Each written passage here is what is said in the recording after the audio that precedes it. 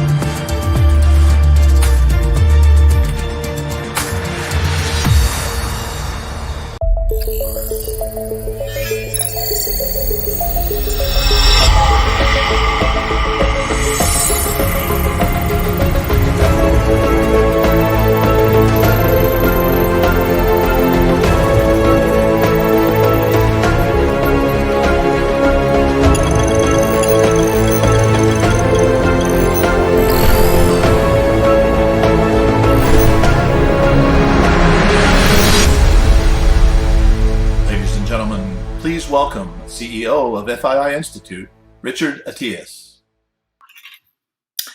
Good morning, good afternoon, and welcome to the second edition of the FII Institute series.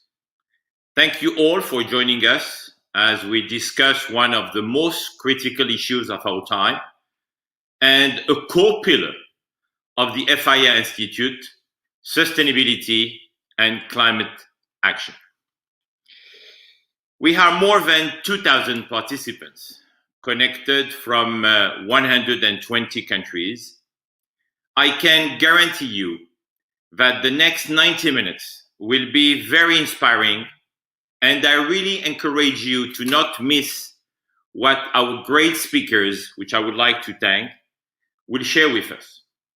The crisis has made clear both the risks and the costs of neglecting our natural environment and our planet. The message that we want to deliver today, which is deeply connected to the message that we shared 2 months ago when we spoke about COVID-19, is don't forget our planet. So now let's see a short video to help set the stage for the discussions we will have during this event.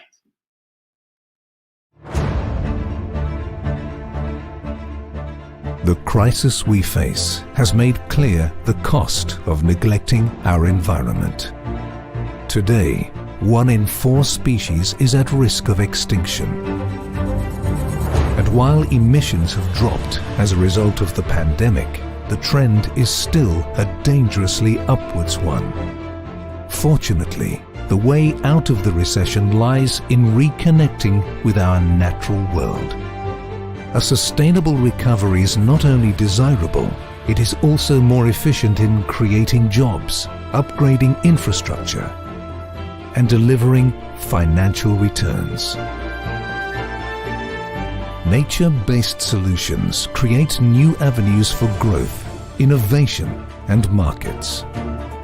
We must change how we value and connect with the planet as individuals, as companies, and as investors. It is time to think big. Today, the FII Institute is gathering the world's brightest minds to chart a global sustainable recovery plan and explore how technology can help us reconnect with the one thing we should never forget about: our planet. FII Institute, creating positive, sustainable impact on humanity. Now, I would like to ask the chairman of the FII Institute and the governor of the Public Investment Fund of Saudi Arabia to officially open and start our virtual event. So please welcome on this virtual stage His Excellency Yasir Al-Rumayyan. Your Excellency.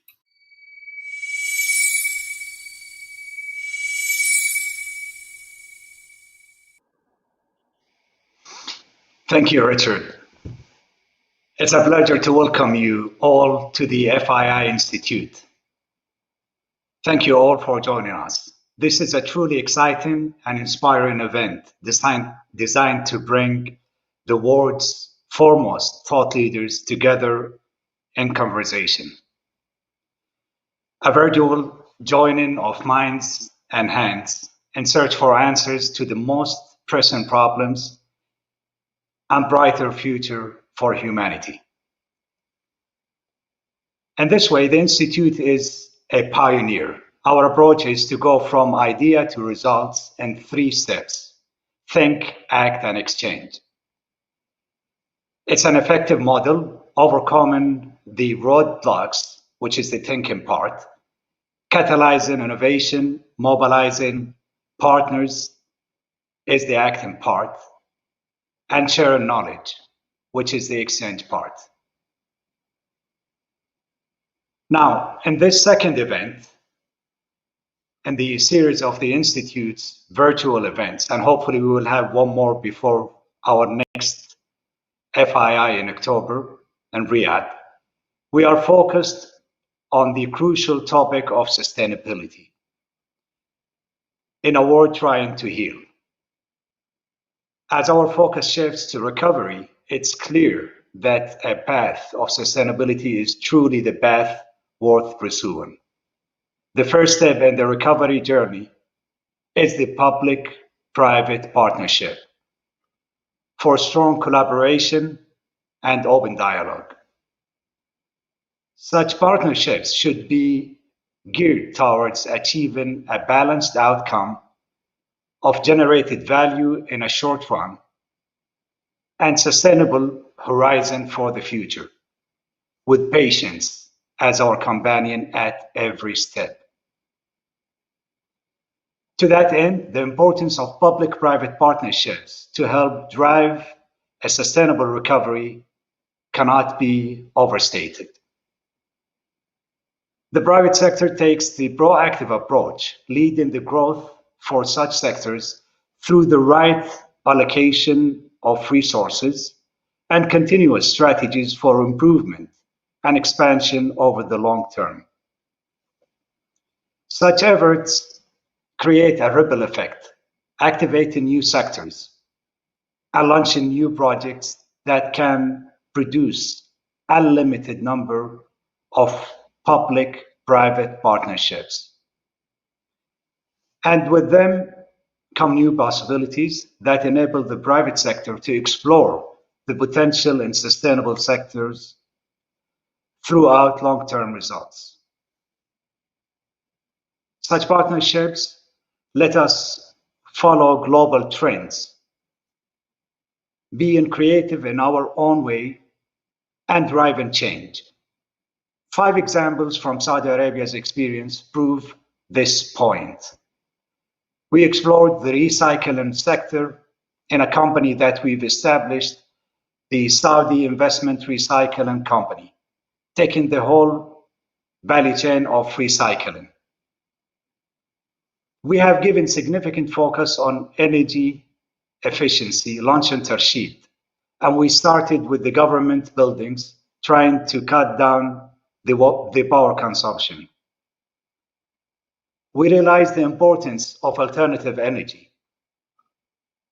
PIF stake in Aqua Power shows that Aqua Power will start its first PV complex of 300 megawatt in Sakaka. And finally, Saudi Aramco, the kingdom's global energy and chemical enterprise, that started its environmental program in 1963, well before the global movement took shape. Its program includes carbon capture, utilization, and storage technologies, which has potential to make oil and gas emission going down to zero. We are also proud of being a founding member of the One Planet Initiative, championed by President Macron of France to work on climate change. Ladies and gentlemen, I hope that the examples I've discussed today show the power of human ingenuity, which does its greatest work not in isolation, but in cooperation. A viewpoint in line with the FII inclusive philosophy for all and with all. While COVID-19 has created great hardship and suffering around the world, recovery gives us an opportunity to hit the reset button. A more sustainable reset for jobs, infrastructure, and financial returns, for innovation and markets serving all humanity for generations to come. I'm proud of the progress of the FII community since our first virtual event early this year. This program is a great companion to our FII conference, which in 3 years has become one of the world's top conferences. And we are just getting started. So finally, I want you to leave with one takeaway out of this webinar. Please do not forget our planet. Thank you.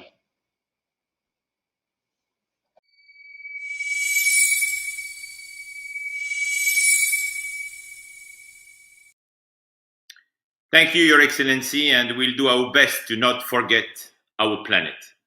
So now I want to remind you all that your participation is important and we want to hear from you, to be interactive. So please submit your questions in the box on the right side of your screen, and the moderators will try to feature as many as possible. And please also feel free to view the event agenda and the biographies of our speakers by clicking the information tab on the left of your program scheme. In case you face any technical issue, please feel free to refresh the pages. Now, before I introduce our first guest, there is a question we want to ask you all. So let's bring up the first polling questions. Looking back at this moment, 10 years from now, which means in the year 2030, do you think you would have done enough, both personally and professionally, to combat climate change? Let's vote.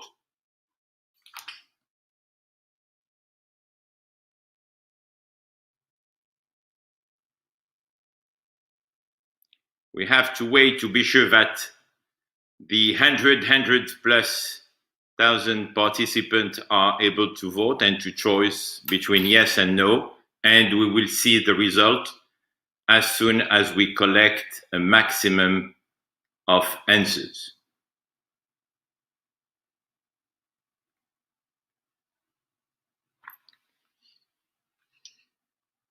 So, unfortunately, the no is almost 60+%, while the yes is under 35%. So, our next speaker truly doesn't not need an introduction. She is an environmental hero, a true inspiration, and forgive me for being selfish today and deciding to have the conversation with her myself, because she is one of the people I admire the most in the world. So before welcoming her on stage, let's watch a video that I think will help set the tone for our next session. It's been an amazing journey, this life of mine. This planet has filled me with the wonder of all living things, great and small. We cannot ignore this earth that surrounds us, that feeds us, shelters us, replenishes our bodies and our souls, and stretches our imaginations, where animals, plants, air, water, all care for us. We're all interconnected. People, animals, our environment. When nature suffers, we suffer. And when nature flourishes, we all flourish. I do believe in the possibility of a world where we can live in harmony with nature, but only if every one of us does our part to make that world a reality, so that when you look back over your journey, your life, you can truly say, I did make a difference.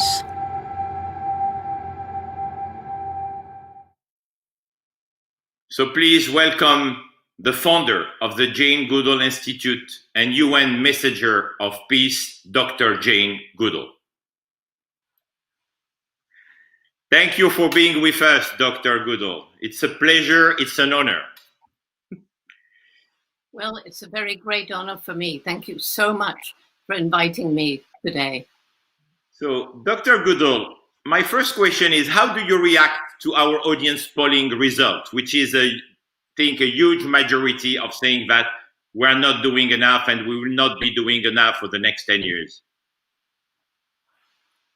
Well, I suppose that it's based on past experience.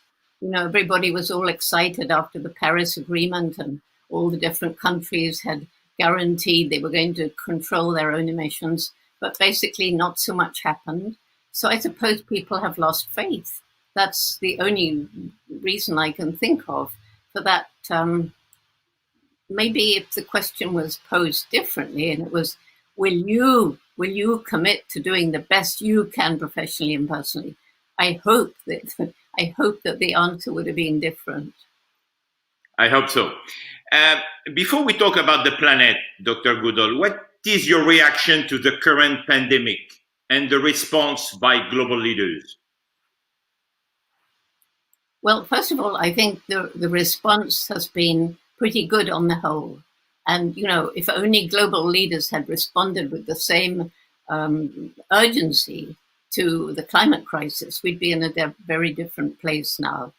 But the entire pandemic, it's very tragic because it's our fault. We brought this upon ourselves. We have not been listening to the scientists studying these zoonotic diseases. That's diseases that jump from an animal to a person. They've been predicting a pandemic like this for so long now.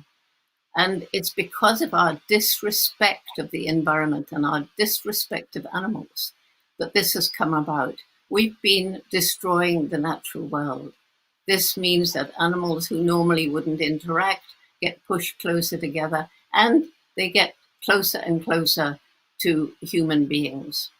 And as people go into the forest or what other habitat it is to hunt, kill, capture animals, all of this is creating a wonderful environment for a virus or a bacteria, pathogen, to jump from an animal to a person. If we were not continually destroying the environment, such opportunities wouldn't arise. But this disrespect of animals goes further.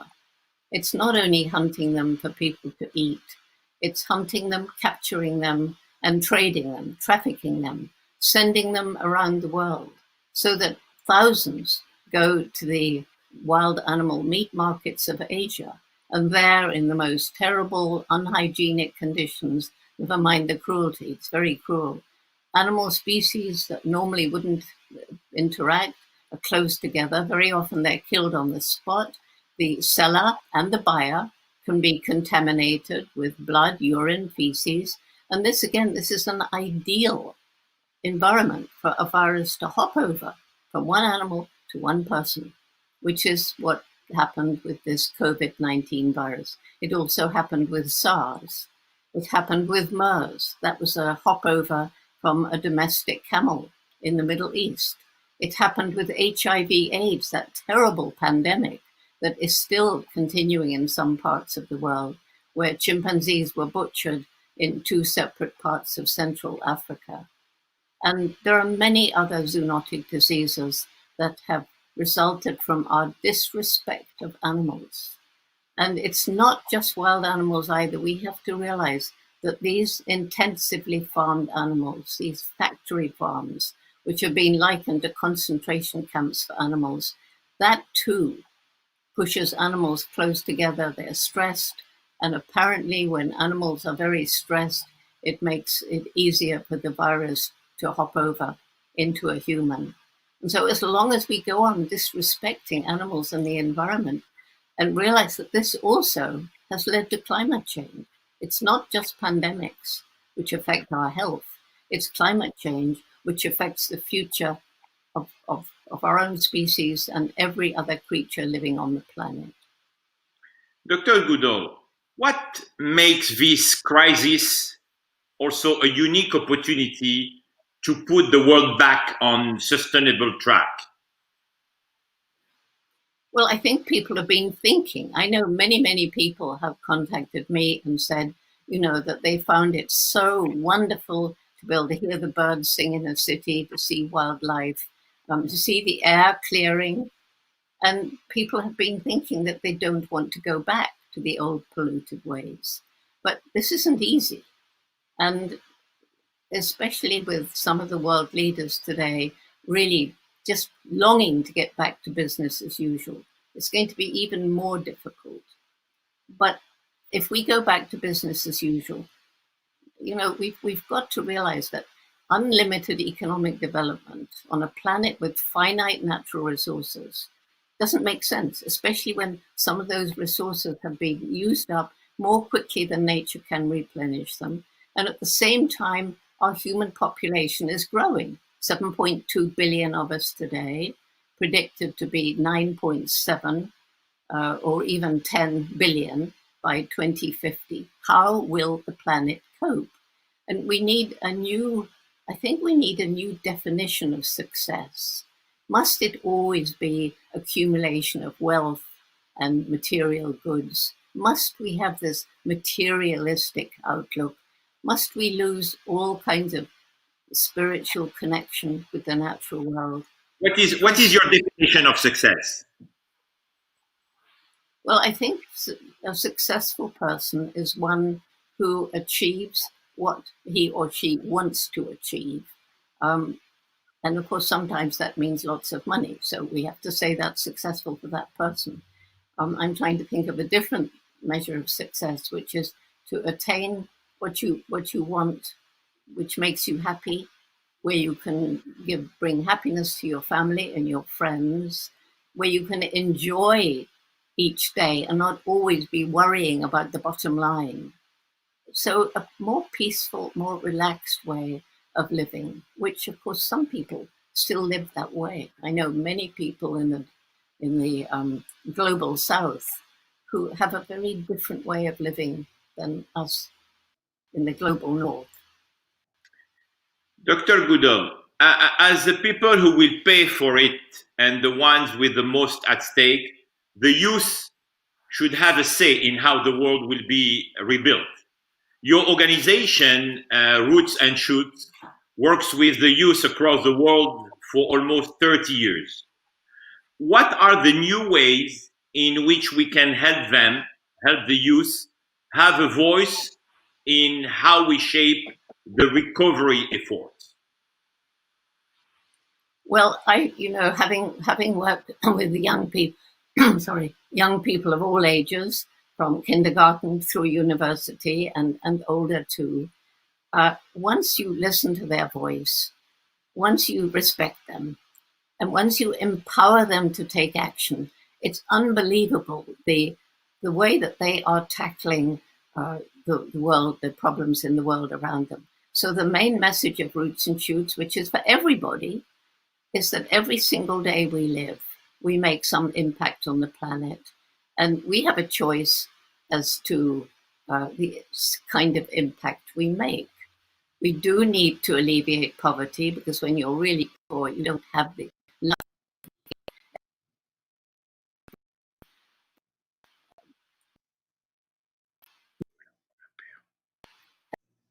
thinking about the future.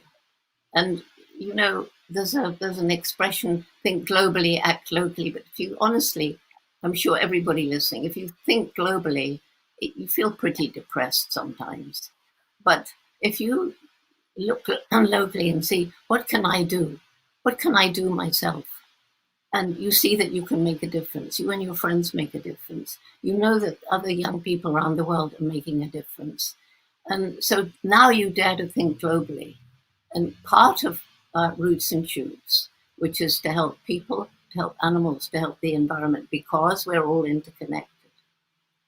Springing out of this program has come an organization that is breaking down the barriers that we build between people of different nations, people with different languages, different cultures, different religions, people who are young and old, rich and poor.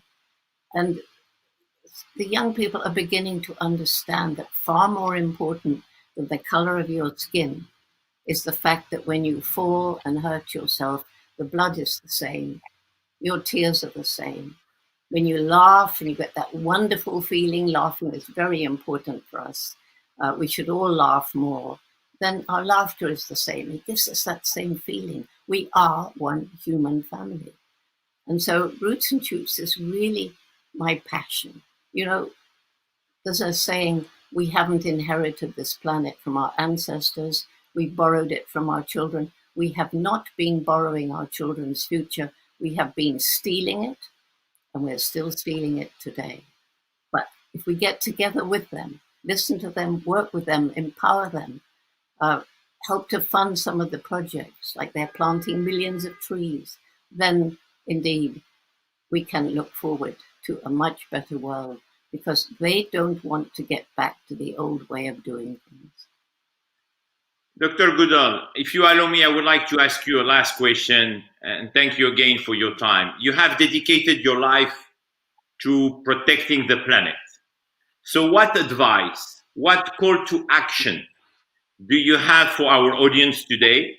And what is your call to action to the G20 leaders who will meet in Riyadh in November? Well, as I said, every single one.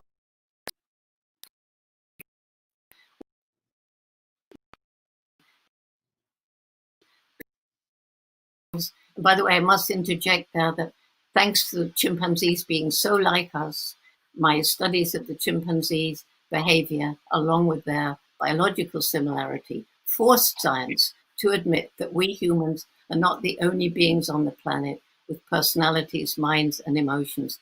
Animals are sentient beings, whether we breed them to eat, whether they're wild in the forest, they are individuals with personalities. They can feel fear, pain, and joy. So we really need to think how we interact with each other, how we interact with nature. And the leaders in this G20, I mean, they're in a position, I can make some small difference each day, but they can make a huge difference. They can make a huge difference. So I would beg those leaders, as they make decisions about the future, to think of their children and grandchildren, to think of all this beauty that's on our planet that we're destroying, to think that as we continue to destroy the forests, we are destroying the most important way of mitigating the effects of climate change, while new technology is developed that will enable us to live in greater harmony with nature. Think about our own environmental footsteps and try and encourage others, and try not to be selfish. It was Mahatma Gandhi who said, "This planet can provide for human need, but not human greed." And that's what's been going on. But we can all do something about it, each single one of us. And some people can do far more than others. Thank you so much, Dr. Goodall, for this very inspiring discussion. You have definitely set the tone for this event and the rest of the discussion that will follow. I cannot wait to see you in person. Thank you for making the effort to be connected from your country house. And I hope to see you very soon, if not in UK, to welcome you in Riyadh at the FII annual meeting. Thank you and have a wonderful day. Well, thank you very much. And then we can have a proper hug. Definitely. Yes. Thank you.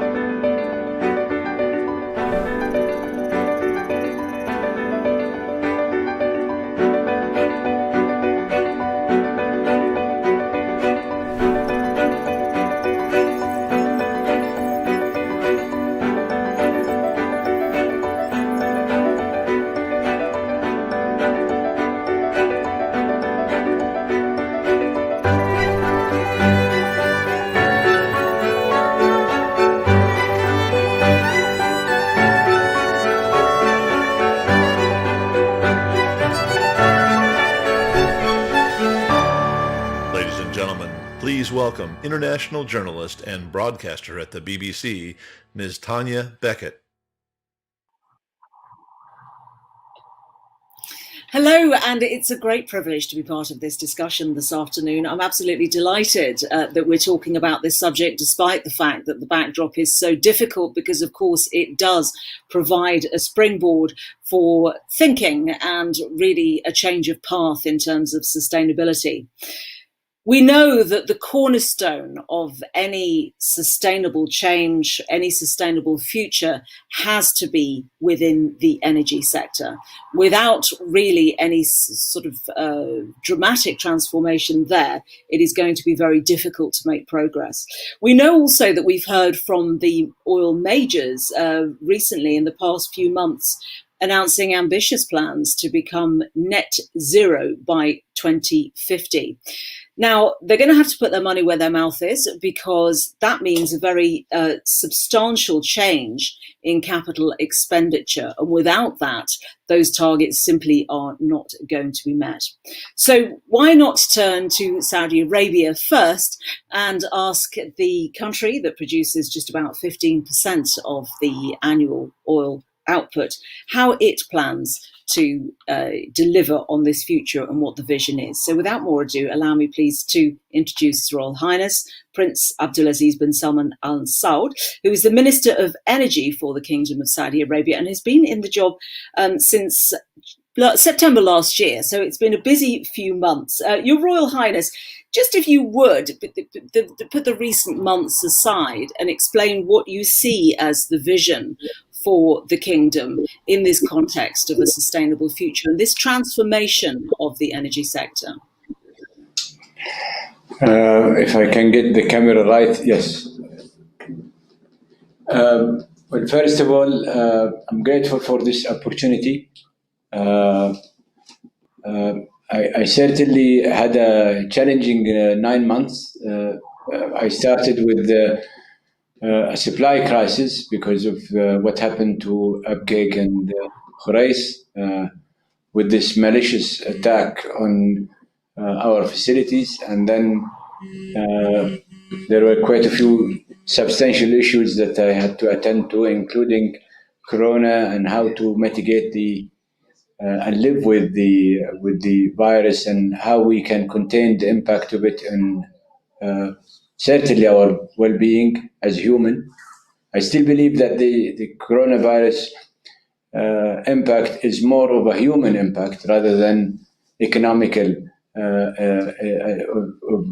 in terms of the first degree of impact.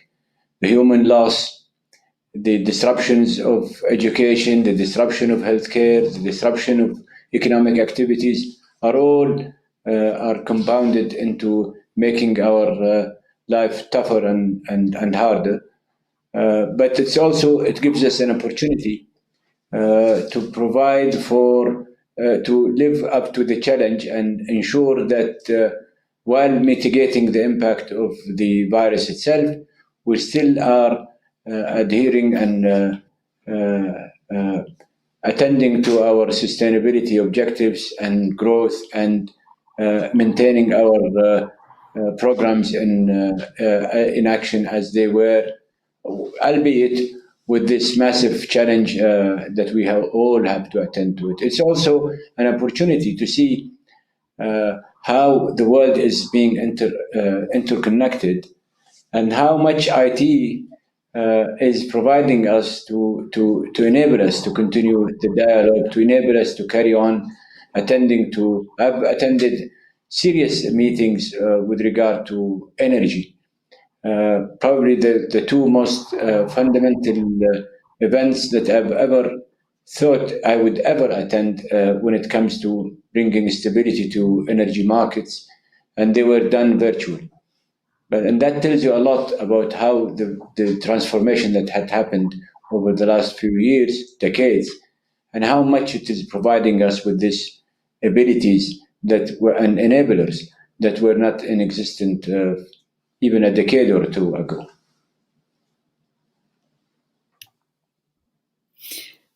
What sort of, when we talk about this redirection of capital expenditure, what does this mean for Saudi Arabia? How does it affect that? Well, it is challenging to move away from our agenda as we had it before the virus itself. But I still believe that it is, we are in the process of mitigating, and we are mitigating, and we're living with that thing. I believe our energy agenda as Saudi Arabia is of paramount importance, that it has been given a serious priority. We are also enabled with the right wherewithals and the right enablers and the right institutions. We also we have a leadership that do value sustainability. And also, because we are the host of the G20, we wanted to make sure that we use this platform to invigorate more attendance to what we are trying to do for ourselves, and being a member of the global scene, that we are working with others, prominent others, to ensure that we all move and direct our resources towards a common objectives, common goals, common programs. We are vigorously moving within the G20 concept, which is called the CCE, which is the Circular Carbon Economy, which bring a lot of goodies to the people, like the guest of this event just a while ago, Dr. Jane Goodall, who is more concerned about the environment, and also bring growth, bring use and efficient use of resources, which is also good, an enabler for maintaining our sustainability, and it also mitigate environmental issues.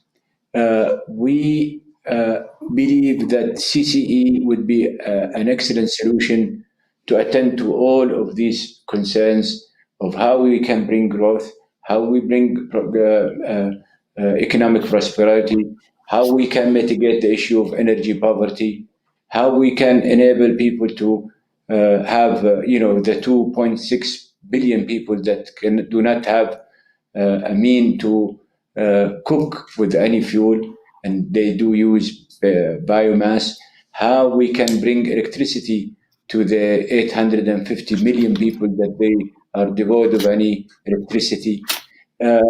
These are challenges. How can we attend to the issue of plastic and make plastic more usable, in fact, and mitigate the use of wood as a way for packaging, because we believe that reuse plastics is much more economical and actually more environmentally sustainable than having to cut trees and do damage to forestry and what have you. These are common challenges. What we are, as Saudi Arabia, we're trying to lead by example. We have a serious efficiency program. We have a serious program when it comes to our own domestic consumption of electricity. In 2030, we will be using 50% of our electricity will come from renewables. And we're putting our money where our mouth is. We will be very soon announcing a project on solar that will take the lead on terms of the lowest, probably the lowest, if not, I'm sure it will be the lowest cost of per kilowatt of electricity. We will be announcing it very soon.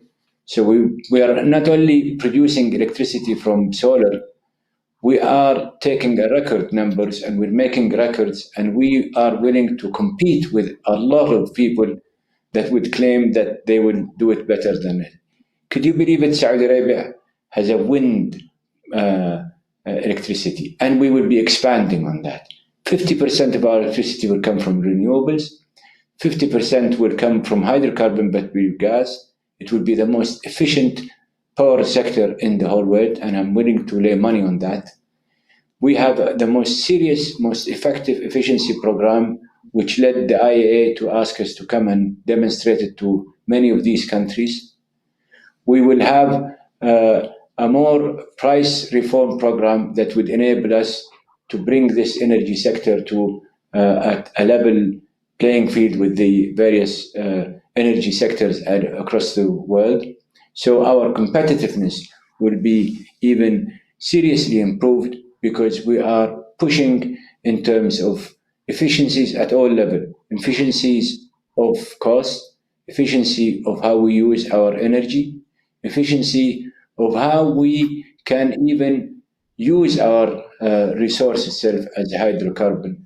Again, we have a record to show to the world that we can compete with any oil company in the world in terms of what we do with our methane and how we are sequestering methane and making it into a good use. And I think two of our panelists will be able to share a few. But these are few things that by the way, with regard to the G20, we have two serious initiatives. One, which has to do with mitigation, which is increasing greenery and forestry in the world, and we would be the first to commit ourselves to. And one which has to do with adaptation, which is how to improve the coral on the seabeds. And again, we will be the first to commit ourselves to. It just so happened that these two programs correlate well with what I was saying, the CCE, which is the carbon sequestration, the carbon circular carbon economy, which again looks for all the choices and all the alternatives to ensure that we use energy in the most economical, sustainable way possible. Thank you very much indeed. Let's broaden out the discussion then and invite our other two speakers to join us. We have Mr. Mukesh Ambani, who is the Chairman and Managing Director of Reliance Industries, joining us. Now, Reliance is interesting, very interesting in this context because, of course, in of itself, it is a diversified company. It is India's largest private sector enterprise. And as I said, Mr. Ambani is the Chairman and Managing Director of Reliance Industries. We also have Mr. Patrick Pouyanné, who is the Chairman and Chief Executive Officer of Total SA in France. Patrick, if I may, I'd like to start with you and ask you about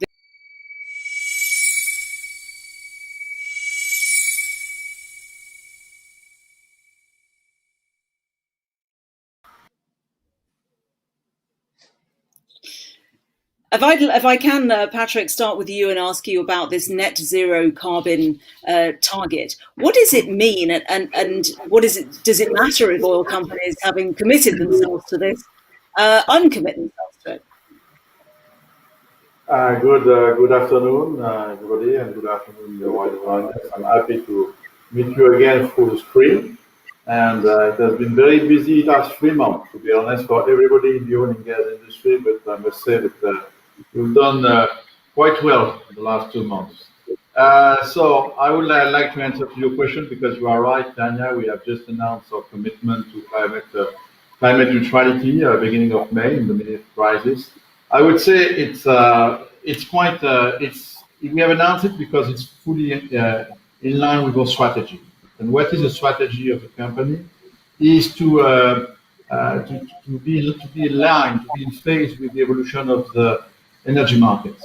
The climate change and the dual challenge that we are all facing is on one side that we need to bring more affordable energy to everybody on the planet, and on the other side we need less carbon emissions. This is a dual challenge, which means that the energy markets will evolve in the future if they want to cope with both more energy, more affordable energy, but less carbon.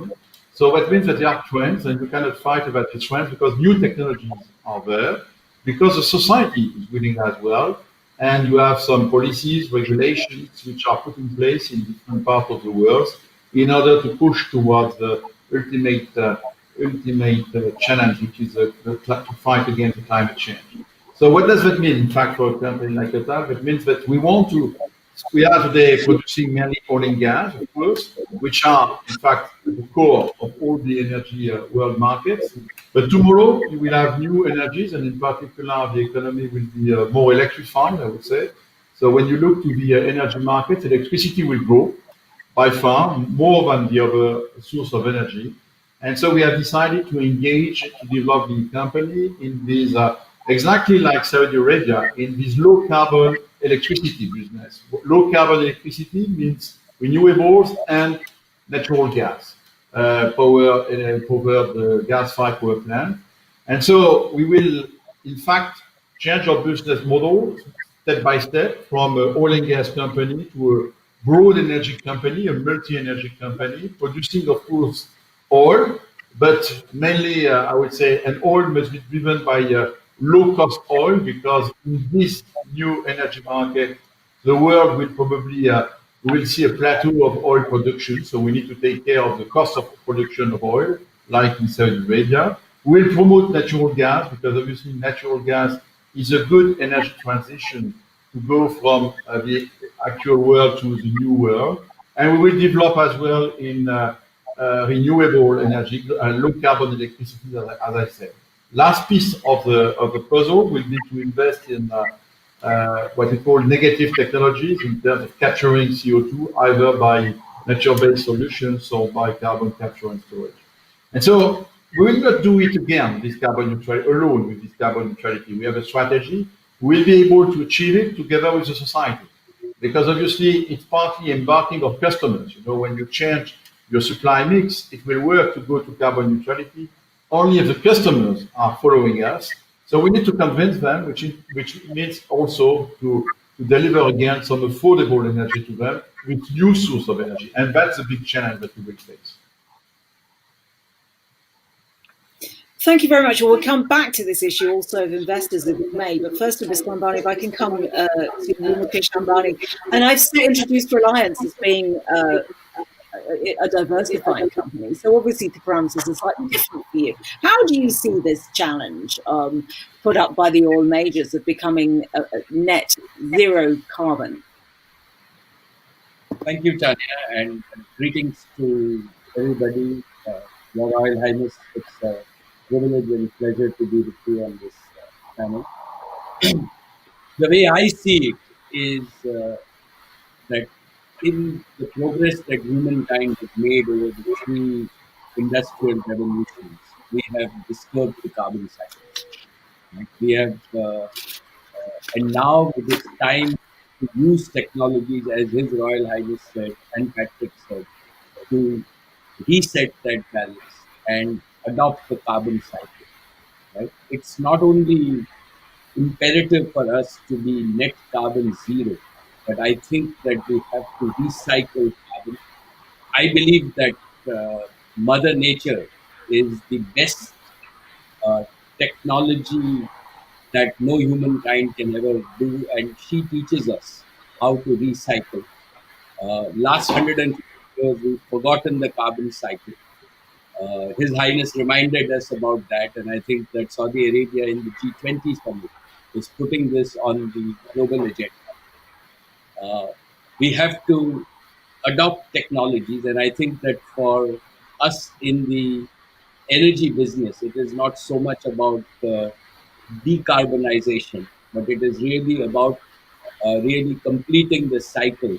And I think that renewable or clean fuels, right? I think about the business as a very simple framework, and energy is an essential requirement for all the 8 billion people on this earth. There is need to provide efficient, clean, affordable energy, uh, and we have to do it in a responsible way. That's the business. We shouldn't confuse that between clean and unclean. I think that where we are, if we take a clean sheet of paper, we can adopt technologies whereby we can complete the uh, energy cycle. We can adopt new technologies, particularly of the biochemical photosynthesis route, whereby we can, instead of treating carbon dioxide as a liability, we can make that as a raw material. There are new progresses in uh, the electrochemical routes, in the catalytic routes, whereby we can still complete the carbon cycle. I don't think that just one solution will fit all. The important thing also is to allow energy equity. That means if you everybody has to have access to clean energy for their quality of life at an affordable price. And the challenge for industry, and I am again a big believer that the challenge for industry and the purpose of industry is prosperity of all people, that is supply of energy on an affordable basis, is prosperity of the planet. And only after these two can there be prosperity for the companies or the shareholders. And I think with where we are today, in the coming decades, we have no choice but to meet these challenges, to complete the carbon cycle, and serve the energy needs of all its customers, rather than thinking in terms of fossil and renewable and wind and solar. Patrick, very briefly, if I could just come back to you and ask you this question. It seems that customers are very on board, consumers are very on board. What about investors? What about investors, and are they going to see production of oil somehow falling off after 2050? What will happen to oil production, and how will investors see that? Just briefly, if you would. But I think, it's not a black and white story. Even in 2050, they will still produce some oil in all the scenarios, even in a 1.5 degree scenario. In fact. Maybe only half of today, but Saudi Arabia is safe. Don't worry. This oil of Saudi Arabia will be continue to be produced because it's the lowest cost the best oil. The lowest cost one. So I mean, it's not. Investors. Today there are different camps of investors. And it depends where you are in the world. In Europe, of course, you have a strong push of society, and my European shareholders are very pushing us to go towards this low carbon economy. And you can observe that today, all these green companies, by the way, because of scarcity, are really have incredible multiples, but mainly because of scarcity. You don't have many really green companies, renewable companies. On the other side of the Atlantic, when I'm discussing with my US shareholders, it's mixed, because these guys, they know that maybe because the US are also a large oil and gas country, more than in Europe. But so the investors are not exactly, it depends on the culture, I would say, in the continent. Europe is at the forefront of this fight. The European society is embarking in the Green Deal. And by the way, for a company like Total, it can give us some opportunities. If really, like it is the case, Europe is embarking in the hydrogen economy, like they want to do it. I see that as an opportunity to engage also my company in this hydrogen business and maybe to take some advance compared to other competitors. But again, the real roadmap, the real challenge for us is to find the right pace towards this neutrality. Because on one side we are pushed to go very quick, and on the other side we know but investing in energy requires billions of dollars. And we need to continue to produce oil to get billions of dollars in order to reinvest in this new energy. There is no miracle there. We cannot just borrow money coming from nowhere like it seems possible during the pandemic. And so that's also a virtuous circle that we want to put in place. We have the conviction that in Total, we have a clear roadmap, which means that the next step is to, in 2030, to produce 15% of green electrons in our portfolio, 15.5. Today it's less than 5%. To continue to produce 45% of oil and 40% of gas. And to do that, we need to invest each year or between $2 billion these years and maybe $2 to $3 billion in these green electrons, And the rest of the investments will continue to be focused on natural gas and oil in the company. So there is a possible roadmap, continuing also to give some returns to our stakeholders, to our shareholders. So that's of course, to do that, to be honest, I prefer OPEC to stick to its current policy and to have $40 plus than to be at $20 per barrel, because there it will be tough.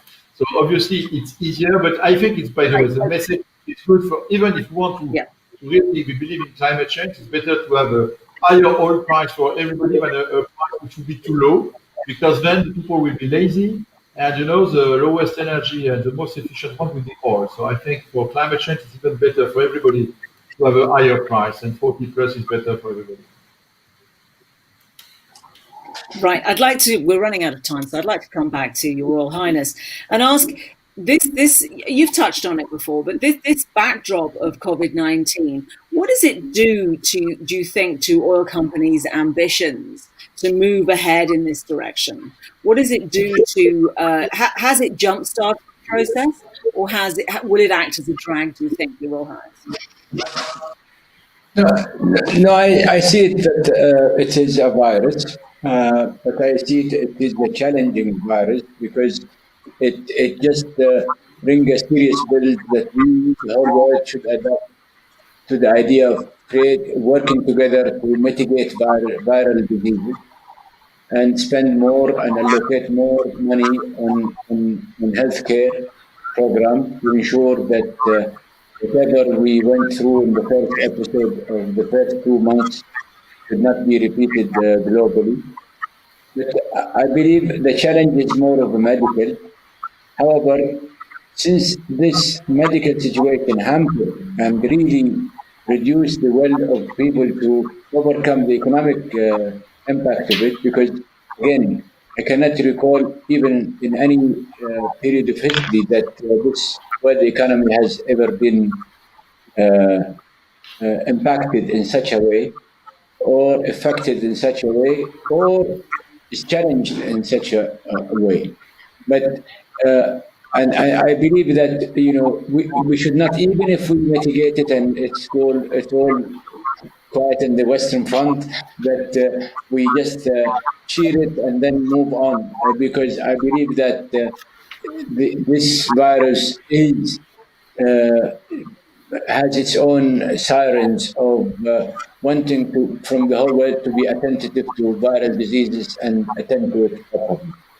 Be it as it may, I guess that what this situation also created as a challenge, additional challenge, is that people need not to take things for granted, and people need to be careful about the trajectory of the future in case if they get to be misled by the existing of today's number and how they see these trajectories. Patrick and they see a lot of economists, and they tell me all these nice, fancy, progressive growth and none of them just shows us what would happen to a crisis, of natural crisis or medical crisis as such would do, and how people can be ready to mitigate it. Without that, I think that sense of readiness would not be there. And therefore, I believe that what this thing had done for everybody is, I think, that the hardest and toughest lesson that is learned is that let us not take things for granted. There are all sorts of things that could happen to the world that can sway us to be much more prudent and careful and cautious on how we attend to the future. Mr. Ambani, just very briefly, if you would, what about PIF partnership and how you engage outside the company in order to make this happen? Well, I think that for us, particularly in India, we have a high growth rate of energy. So it is important that one works with consumers and one is spreading awareness. This virus itself has helped everybody realize the benefit of the low carbon mindset. So we engage outside, and I think real touch with the community, understanding the community on the ground level, and understanding different sectors of the economy and getting them involved in the energy movement is critical for having a part to restore the carbon cycle. Your Royal Highness, what will happen to oil production after 2050? It's a question I put to Patrick earlier on, and it's a question that we've had coming in as well from Kola Kareem, the CEO of Shoreline Energy International. Is there a short answer to that question? You know, I'm very grateful for the question. You know, I wish you were with us today this morning. I was working with a breed of young Saudi, working on a program, we call it Hydrocarbon Sustainability Program, which is, I believe even Total is involved with us in that program, which is how to make sure that we use our molecules of hydrocarbon and put it to good use in an environmentally safe way, commensurate with what the world would be in the future. I can assure you Saudi Arabia will be not only the last producer, but Saudi Arabia would produce every molecule of hydrocarbon, and it would put it to good use, and it would be done in a most environmentally safe and sound way, and it's the more sustainable way. And we love challenges, and I love the idea of being challenged, and I love the idea that I have a young crowd who live a life of challenging life. You know, I think we in Saudi Arabia are just gone beyond the so-called political correctness or social correctness to one of saying, no, there is a challenge for us. We would have to live up to that challenge, which is we are sitting on a huge amount of hydrocarbon. We'll make better use of it. We have a serious program on how to convert oil and gas to chemicals. Where we can go beyond that of primary chemical to secondary and tertiary, and we go all the way to the even, today as we speak, we just realized as a result of COVID, and I'm sorry to take much of your time, that we have the ability to produce all the 9 N95s. We haven't done that. We're doing it right now. All the PPEs, because we have the right ingredients. The N95 is the mask. Yeah, the PPEs, we will be producing it. We are now producing sanitizers. Just it takes discipline and a committed people. You should come and see the young men and young boys and girls of Saudi Arabia, how much they aspire to be challenged and how much they are inspired to attend to these challenges. And the kind of enablers and the kind of that are in existence today is one that enables them to say, I can reach out to these goals. So we will be setting the pace. I know that Patrick and Mukesh, they know us well. Not only that, we would live to that challenge, which is we will be the pace setters. So in 2050, I would not be there, but I'm willing to tape something to say we will be the last and biggest producer of hydrocarbon even then. Thank you very much indeed, Your Royal Highness. I'd also like to thank Mr. Patrick Poyani of Total and Mr. Mukesh Ambani of Reliance Industries. Thank you very much indeed. Thank you.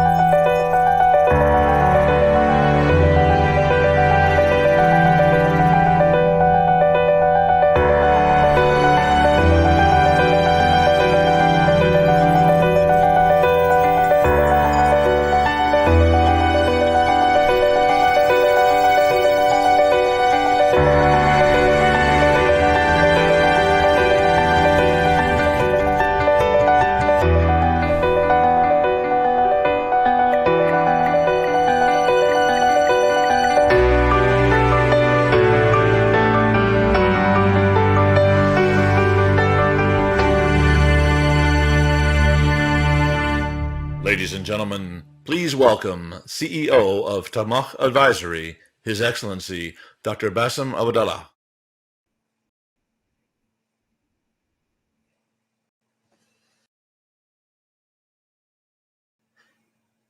Thank you very much.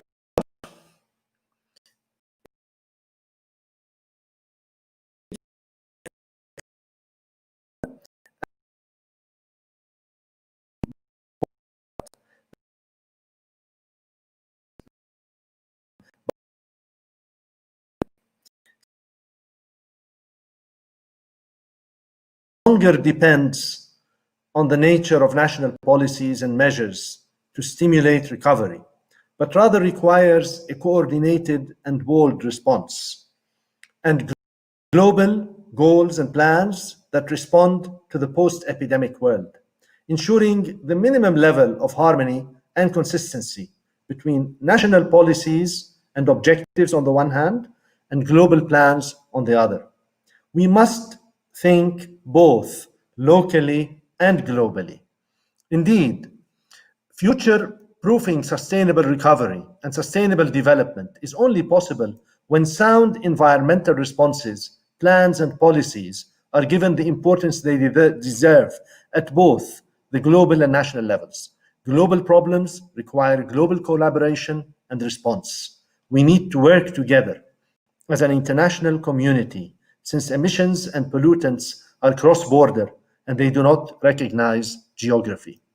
I would also like to add that with the expectation of a significant increase in the debt burden of most developing countries, it is unlikely that these countries will be able to give priority to the green economy. What we need is a global initiative, like the one that was suggested by the current G20 presidency, Saudi Arabia, to support the developing countries' efforts to face their financial crises and encourage them to adopt policies, legislation, and incentive systems that emphasize sustainable development. To elaborate on these points, we have with us today a very distinguished panel of decision makers, experts, and scientists. Allow me to first introduce Her Excellency Madame Brune Poisson, Minister of State attached to the Minister for the Ecological and Inclusive Transition in France, Lord Adair Turner, Chairman of the Energy Transitions Commission and Senior Fellow at the Institute of New Economic Thinking of the United Kingdom, Mr. Jay Collins, Vice Chairman, Banking, Capital Markets and Advisory of Citibank in the United States of America, and last but certainly not least, Dr. Mario Molina, the 1995 Nobel Laureate in Chemistry and President of the Mario Molina Center in Mexico. Madame la Ministre, your country, France, is one of the countries leading the sustainable recovery effort in the EU and actually globally, and the country behind the One Planet Summit. So you are really uniquely qualified to tell us why should a sustainable recovery be an imperative for governments? Thank you very much, and good morning or good evening to all of you. First of all, allow me to thank you for organizing this event. Thank you also for really putting emphasis on the key topic of a green recovery. If I understand well your question, Your Excellency, I think the question you've asked is really how to make the current crisis an opportunity to build a better future. One thing I'm pretty sure of, and this is what I feel from a lot of the French people also, and even European citizens, is that clearly the COVID-19 crisis has really challenged a lot of the certainties that we had. And the wake-up call is actually brutal. We must now, there's no other, we don't have any other, I mean, there's no other option but to accept that we need to change. Because one thing is certain, and this is clearly something that citizens keep asking for, is that we can never go back to the way things were. Saying that doesn't mean that we know exactly where to go, how to go, and what do citizens want to leave back.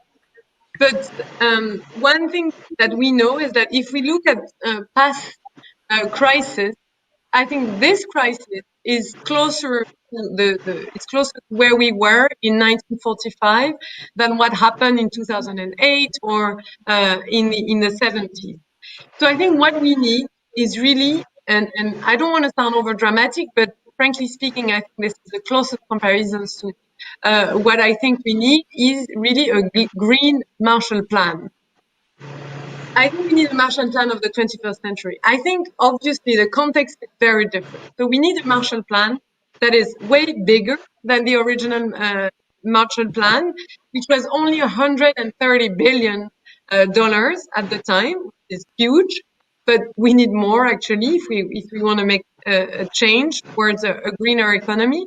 I think we need the Marshall Plan, which is also broader, so that goes really to scale.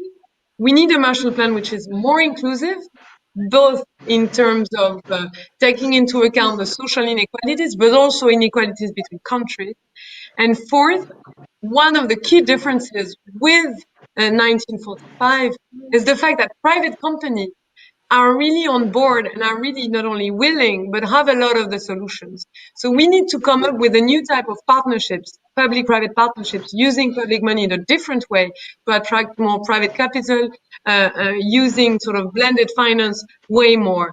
So I think this is what we need. This is for the global level. At the national level, the recovery plans must also reflect the green ambition. Green investments are the solutions if we are to make our economies more resilient, but also less exposed to external disasters. It will create more local jobs, but not only more local jobs, but also jobs that are less risky. Because if we are to support the same job as before, these jobs are going to be under threat. So we need to make sure that we invest in the right type of companies, jobs, and sector of the economy. I think one of the key ways of doing that is that focusing on investments that follow actions through a mix of eco-conditions and eco-incentives. For example, we should support decarbonation, in particular in the field of sustainable mobility, low carbon energy, building renovation, or economic breakthrough. Second, we need to invest way more in circular economy solutions. I think circular economy is absolutely key for sovereignty, industrial sovereignty, for job creation, and for the preservation of the environment. And third, I will also focus on an industrial strategy that focuses and bring together the ecological, but also and the digital transition. I think this is really the way to go. This is at least how in France we view things and how we have organized recovery plans at the national level, but also at the European level, and how we view things at the global level. I think you can see this is very useful. And to pick up on what you said, let me just go to Lord Adair Turner and ask you, from the point of view of investors and companies, Lord Turner, what is the investment case for the sustainable recovery? And what opportunities does it represent for these investors and for these companies? Well, thank you. Let me make 4 points which set the context for that. First, within my Energy Transition Commission, we're absolutely convinced that the whole world has got to aim to get to net zero emissions by 2050. But the good news is that in terms of technologically, how do you get there? It actually in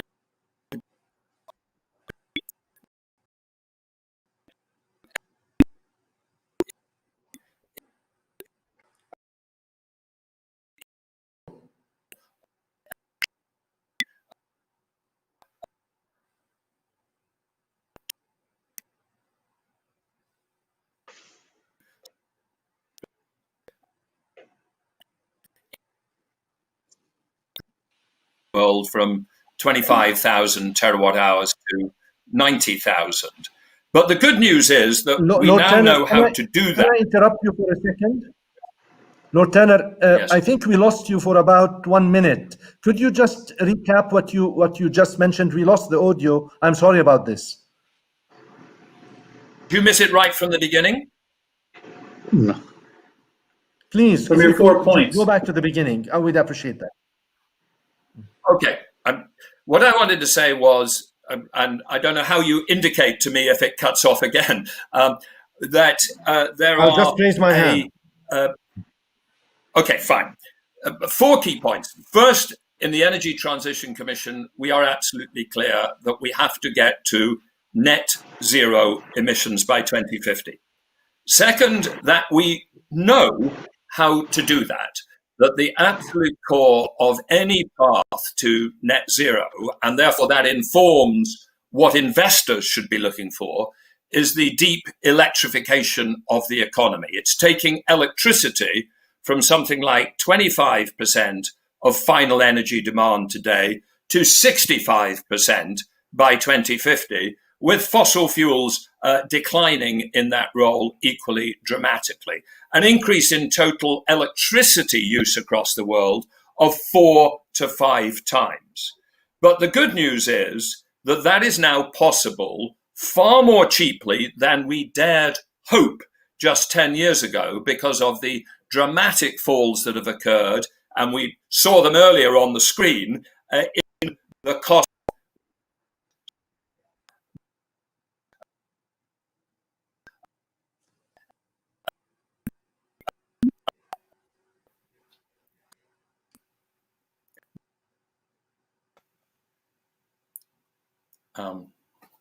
I think we've lost you again, Lord Turner.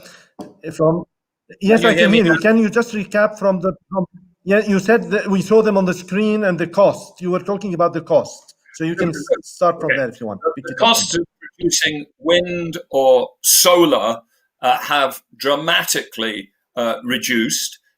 Solar costs down by 85%, wind costs down by maybe 60%, battery costs down by 85%. And all that means that actually achieving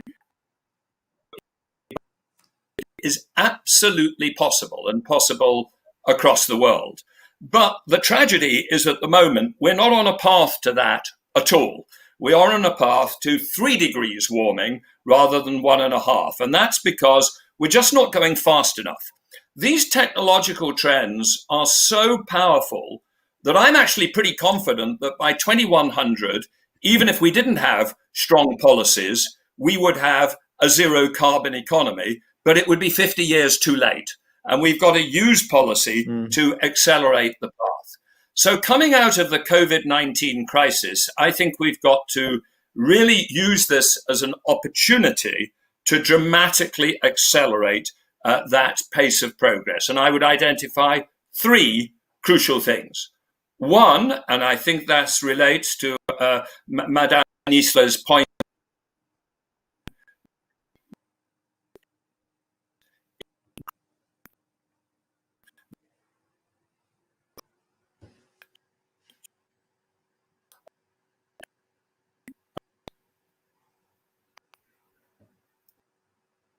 I think we're losing you. It's probably your Wi-Fi, Lord Turner.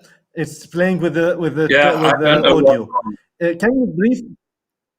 Can you briefly just conclude with the 3 points, please? 3 points. Massive investment in green electrification. That's the strategic long-term necessity. Strong investment in buildings and energy efficiency, because that's the thing that can create large amounts of jobs in the short term in the response to this crisis. And thirdly, investment in the key technologies we need for the future, which include electric vehicles, electrolysis of hydrogen, batteries, and a digital economy. So those are my 3 priorities.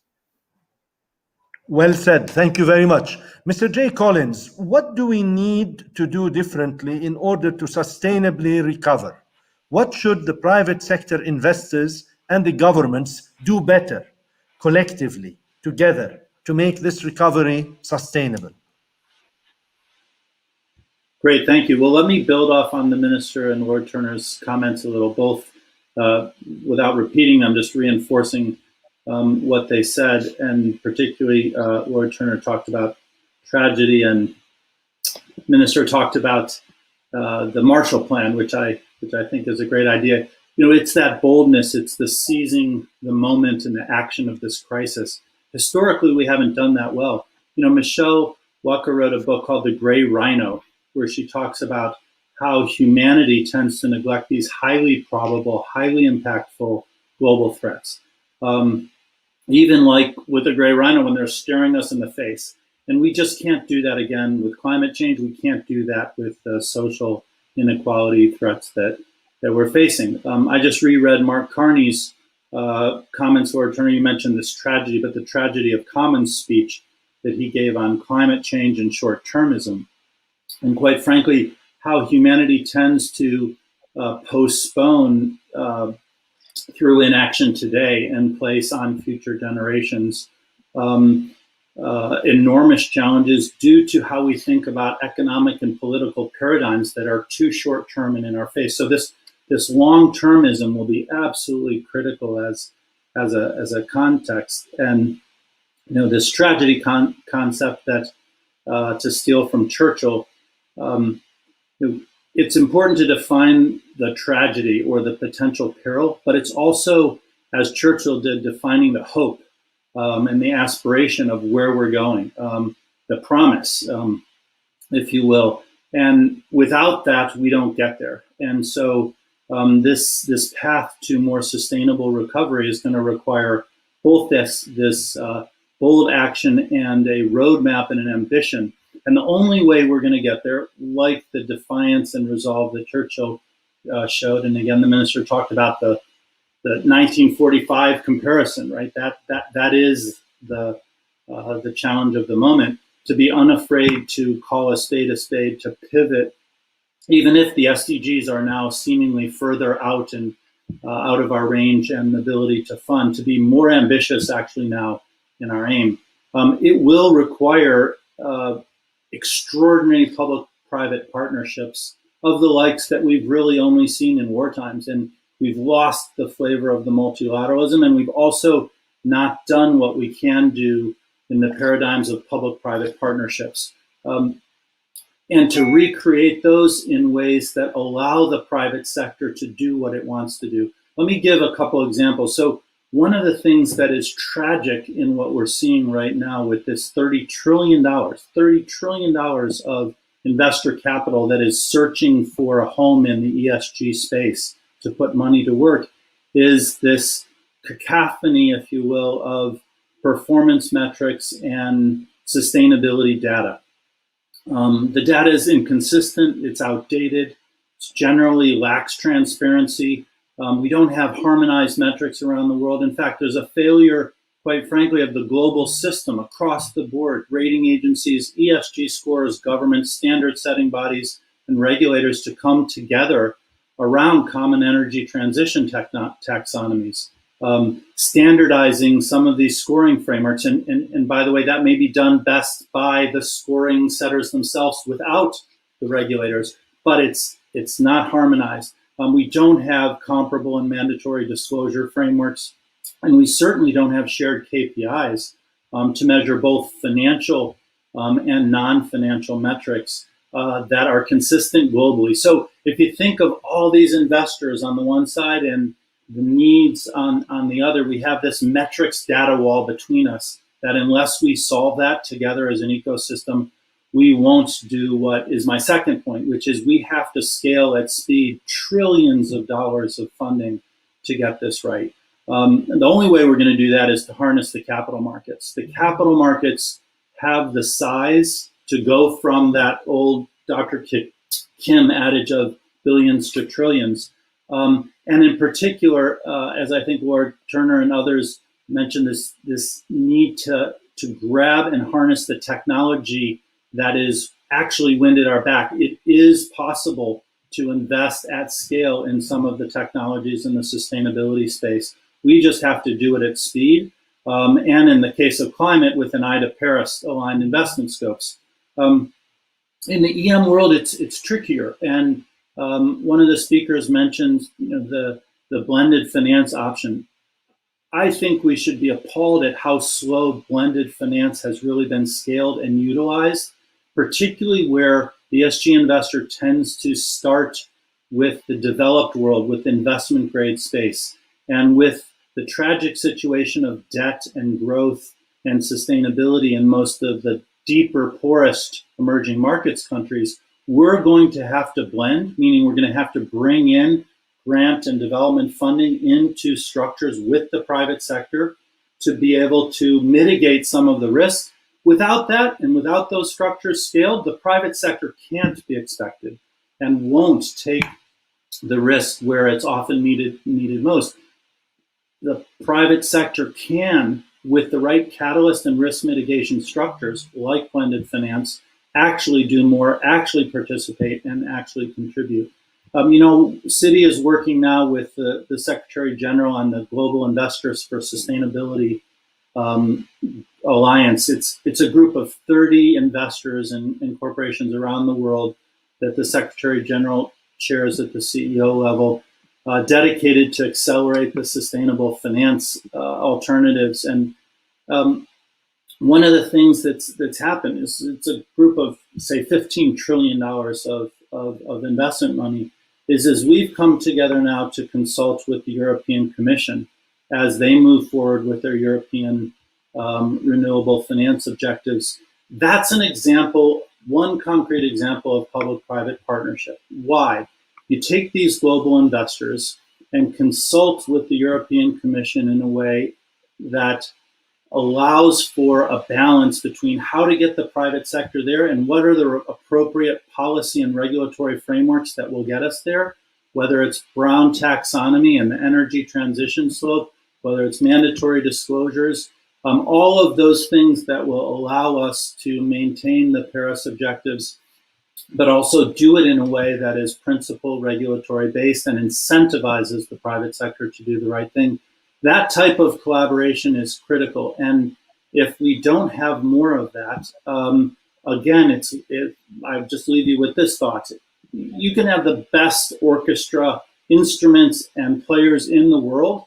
And if you don't have a conductor, if you don't play together on the same sheet of music with the same timing, you just won't get there. And so unless we stop siloing and we start to orchestrate and integrate a lot of the extraordinary efforts that are being done, and we start to collaborate better between the public and private sectors, we just won't do this. But the hope is that is absolutely within our power, and we can do it. Okay, sir. Thank you very much. Dr. Molina, I need to excuse myself just for a minute because I'm told that Madame la Ministre, she needs to go to the Élysée Palace. So we need to ask her one last question before she leaves us, if you don't mind. Madame la Ministre, what is the role, picking up on what Mr. Collins said, what is the role of key platforms? Is multilateralism dead, Or do we have still a use for key platforms like the upcoming G20, the COP26, the One Planet Summit? Can they encourage ambition? Can they coordinate this global recovery effort? Thank you very much. First of all my apologies, because what I've been hearing from the speakers is I've been taking a lot of notes. It's fascinating. So I really apologize for having to leave the room. It's extremely rude. But thank you again for your question. So whether I think that multilateralism is still relevant, very much so. Whether the way it works is still relevant, I doubt it. I don't think that we need to sort of change all our global institutions. That's not what I mean. But I just mean that we need a multilateralism that actually delivers for people. Very often, it sounds very obvious, but you know, I'm elected in the south of France, and when I go back to my constituency, I always really struggle to explain why did I go to New York? Like, how did it make their life different? I'm being a bit like, you know, I'm being a bit over, you know, provocative here. But frankly speaking, I think we need to change the way we work at the global level. And I think it can go along the lines of exactly what Mr. Collins has just said. We need to come up with new ways of collaborating. One of the things that is really, really obvious and that really strikes me is that over the past decades, we have been extremely bad at collaborating. So now what we need is extreme forms of collaboration. So blended finance is one, but it is also, it could be used. I'm not going to get into the, you know, peace building and because this is too far from what we're working on and talking about right now. But I think this is the types of extreme collaborations that we need. We also need, I think, to find a way of rethinking, and I know this is huge, and I know this is almost a taboo, but I think we also need to rethink the IP system, because at some point we will need to share new technologies and what is behind. So what sort of platforms, how do we collaborate to make sure that private companies can still have the return on the massive investments that they've made in innovation, while at the same time sharing more broadly and with poorer countries the innovation that they have come up with. And so what we're trying to do with the One Planet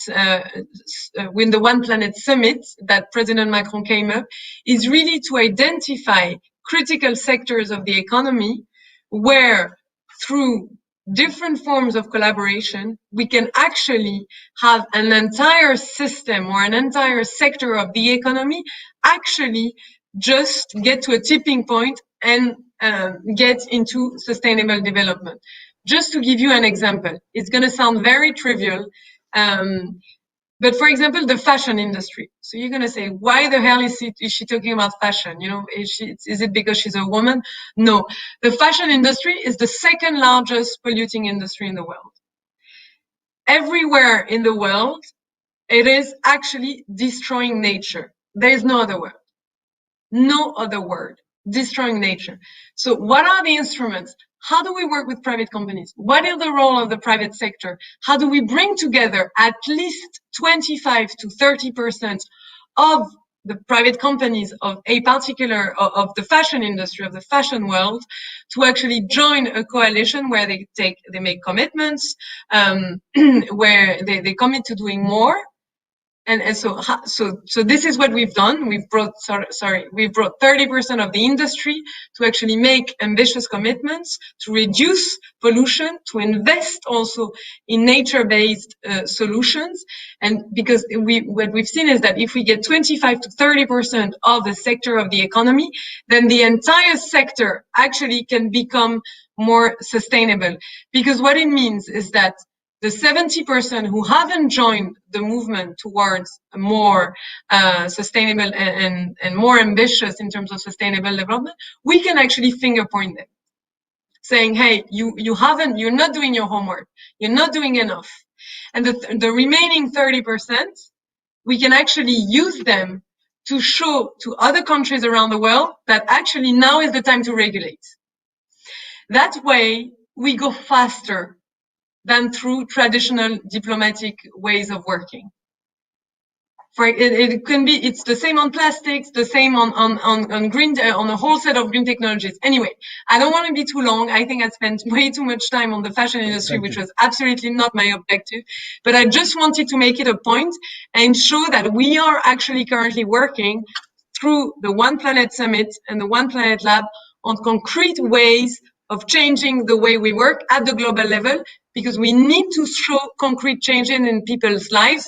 Otherwise, they will stop tolerating all these big international institutions that actually fail to deliver for people. Thank you, Your Excellency, for your very valuable contribution. I hope that we will see you in Riyadh in October when you can elaborate more on the Marshall Plan and on what you just said. You can be the best conductor that Mr. Collins suggested. Thank you very much. Good luck to you.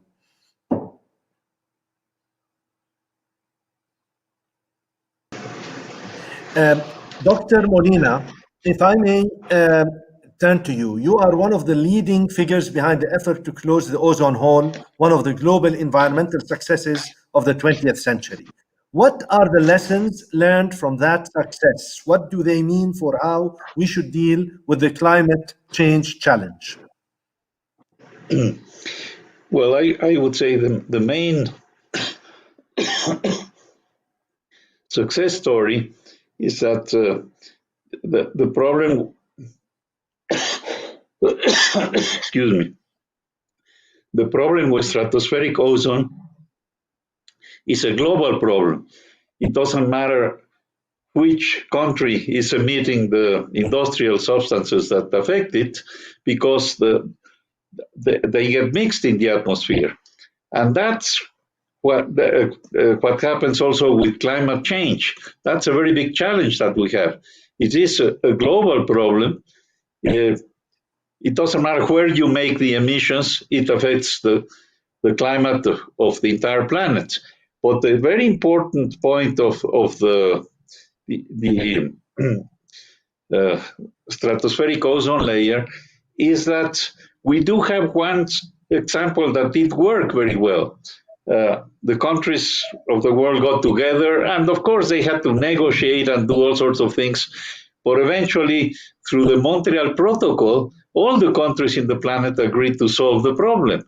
And that actually happened in spite of there being big differences, the rich countries emitting a lot more and so on.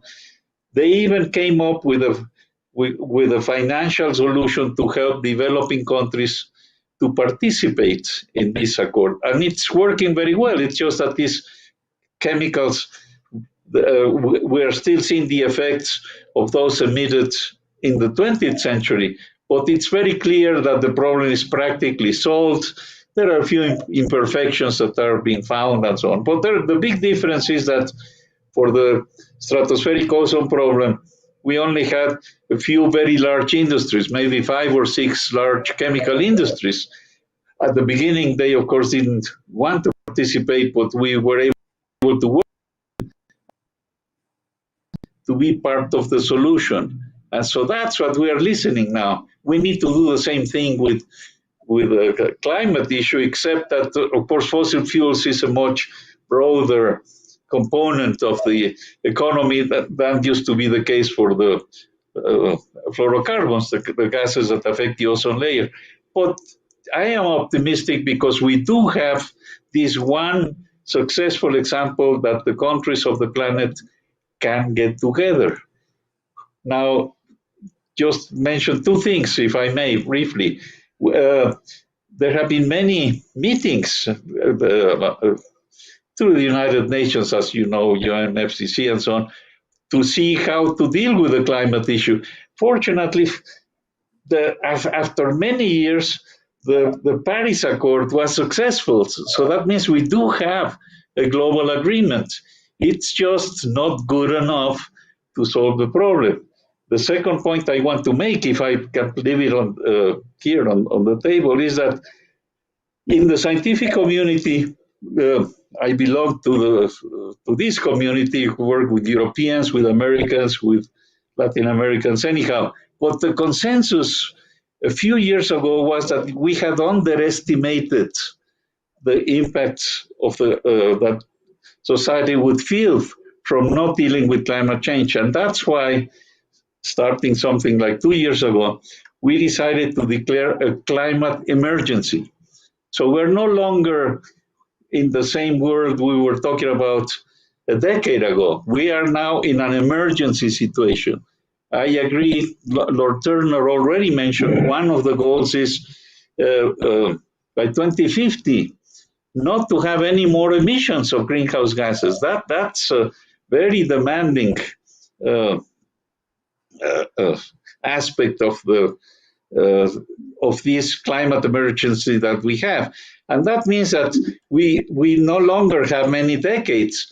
The goal is just in one more decade, by 2030, to have reached the maximum in emissions and then to start decreasing them. And the point is, just to summarize, is that fortunately with the technologies the way they have developed, we can do it. It's possible to boost the economies of the entire planet, to try to deal with the poor countries, which is a very big challenge. And because with the new technologies, it can be done without doing economic sacrifices. That's very important. But we're not there yet.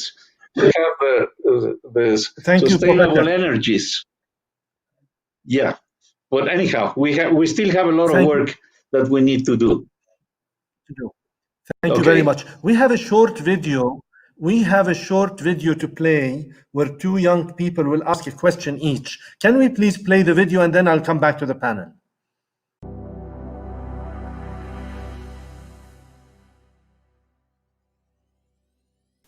Due to COVID-19, we have seen a recent drop in global oil prices. This is an opportunity to revisit the policies, promote enabling technologies, and build financial arms to redirect resources to move away from fossil-fueled economy towards more greener economy. Now, what supportive policies will you put in place to mobilize the green grassroots micro-enterprises, especially in the green transportation sector that has been hard hit because of the pandemic? Around the world, youth climate movements have joined the global call for racial justice. We know that Black, Indigenous, and peoples of color are disproportionately affected by the climate and biodiversity emergency. And since there can be no climate justice without racial justice, what will you do to advance environmental and digital solutions that center racial equity?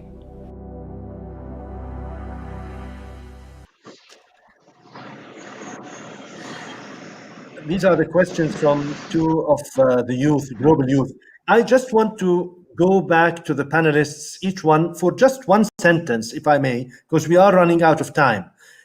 What would you advise the upcoming G20 summit in November in Saudi Arabia about the recovery, the green recovery? What would be your one in Riyadh in November? Lord Turner?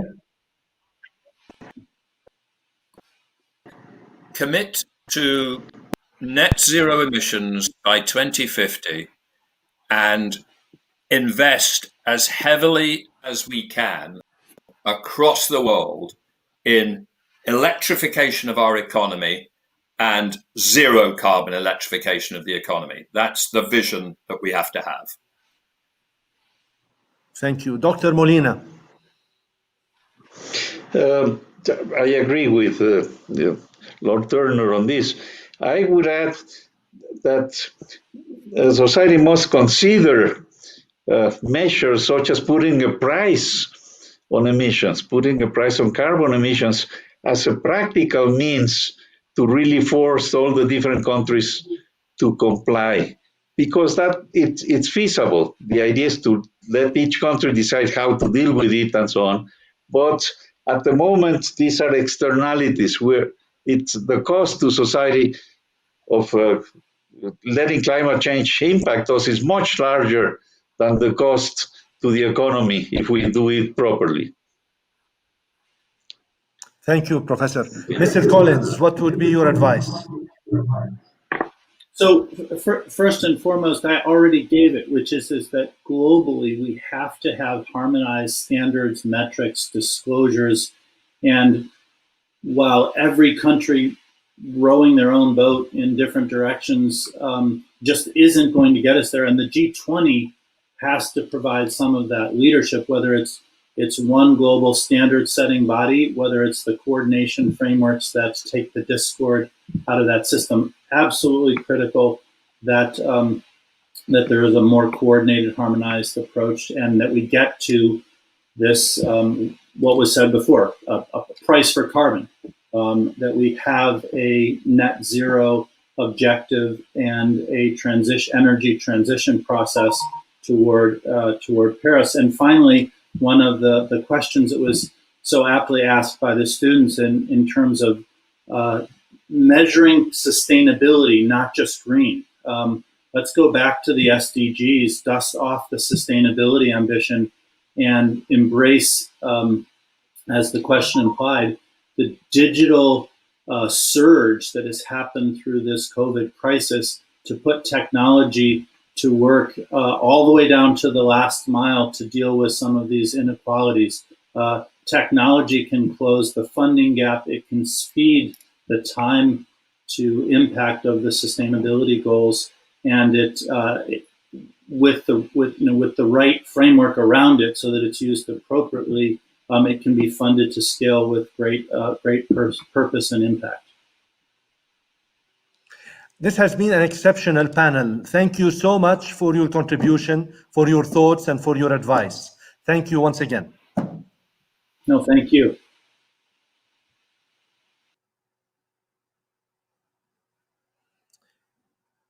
It is now my pleasure to welcome His Excellency Jacques Attali, economist, author, and president of Positive Planet in France, for a one-on-one conversation. I'm delighted to be with you. Mr. Attali, how are you, Excellency? Hello, Bassam. So good to see you. Very nice to see you again, Bassam. I hope you have been following the panel and listening to what the exceptional panelists have had to say. It was fascinating. What is your reaction to the issues discussed in the previous panel? Well, it's fascinating, and many very interesting suggestions have been made. It's clear that we need to go to zero emission before 2050, if possible. I would have been happy if we have spoken more on circular energy, as it has been said, circular economy, as His Royal Highness did before. If we could have discussed more on the importance of nuclear energy, which I think is a must. We cannot avoid it, and it's really something very significant. And also on the fact that the first thing we need to get rid of is coal. I'm sure that if the world agreed, and I'm sure it's impossible, that we get rid of all coal used around the world, then the goal of 2-degree increase of temperature in the world will be reachable. But of course, we need to replace coal by clean energy. Will it be nuclear, or will it be power, or whatever? But this is something that I was just willing to add to what had been said before. The rest was fascinating and very interesting. Thank you very much. But how do we create and this I would also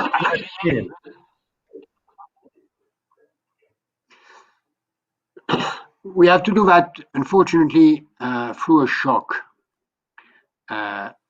If you look at what mankind is doing, mankind is very blind. We don't like to move if we are not forced to do it. We are facing the largest economic crisis of mankind history now, as we speak, worldwide. We are putting $12 trillion on the table, as it has been said yesterday by IMF. But we don't do it to change it. We do it just to survive as it is. 12 trillion are a technique of procrastination, not of change. And then it's a very sad lesson that even with a huge, enormous crisis, we only do trying to survive the economy as it is, not to use this opportunity to change. I think this crisis is a huge opportunity to organize the change. It's a little bit strange to speak about climate change now because it's not the main important challenge. The most urgent challenge is COVID and pandemics. And COVID is just one pandemic before some others. But there is a link between, as it has been said by many people before me, between the pandemics and the crisis of climate. One is that the fact that we should realize that climate change is a long process, while the COVID is a very brutal one. And then we have more time to adjust to the climate change, but we had time to adjust to the COVID. And then we can use this crisis to move in the direction of what I call economy of life, which means the most important sectors to be developed in order both to get rid of potential comeback of a pandemic or other pandemics.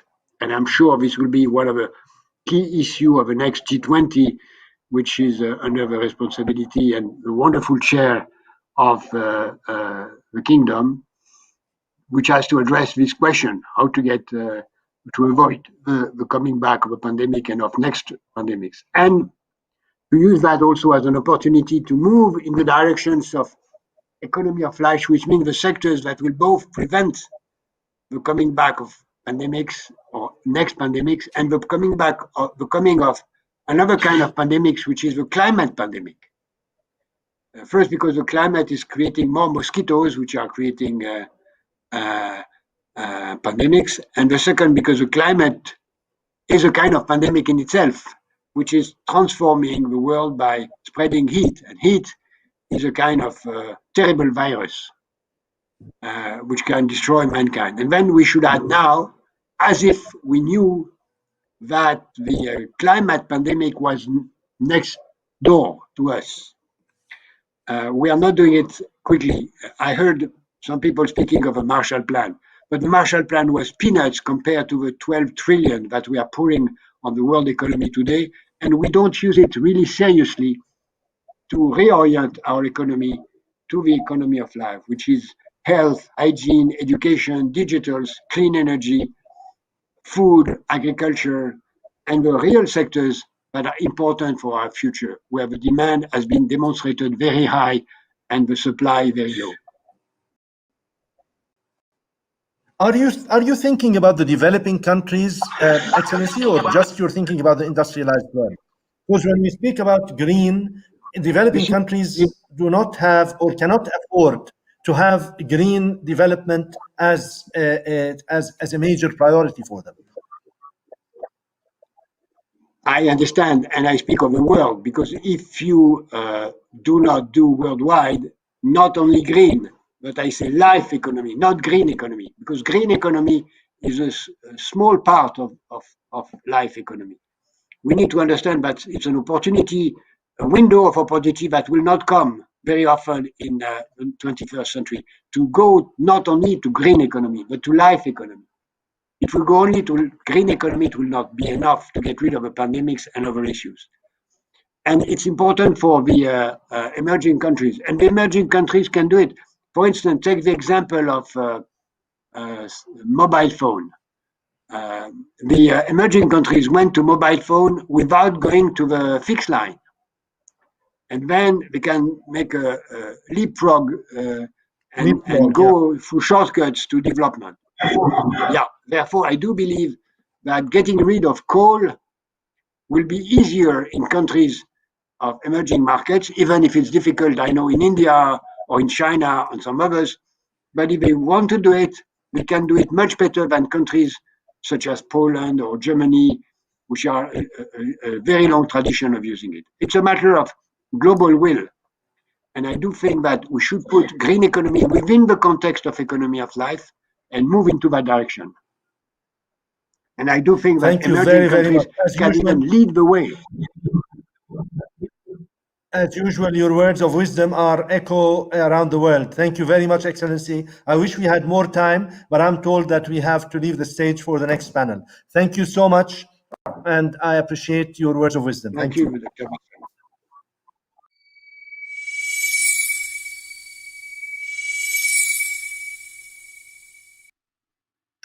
Thank you, my dear Dr. Bassem, and merci beaucoup, Jacques, pour cette grande conversation. Thank you both. So our next session features another sustainability hero, someone who dares to have a vision that others thought was impossible. He made history by accomplishing the first ever non-stop around the world balloon flight with a vision to demonstrate the immense potential of renewable energies.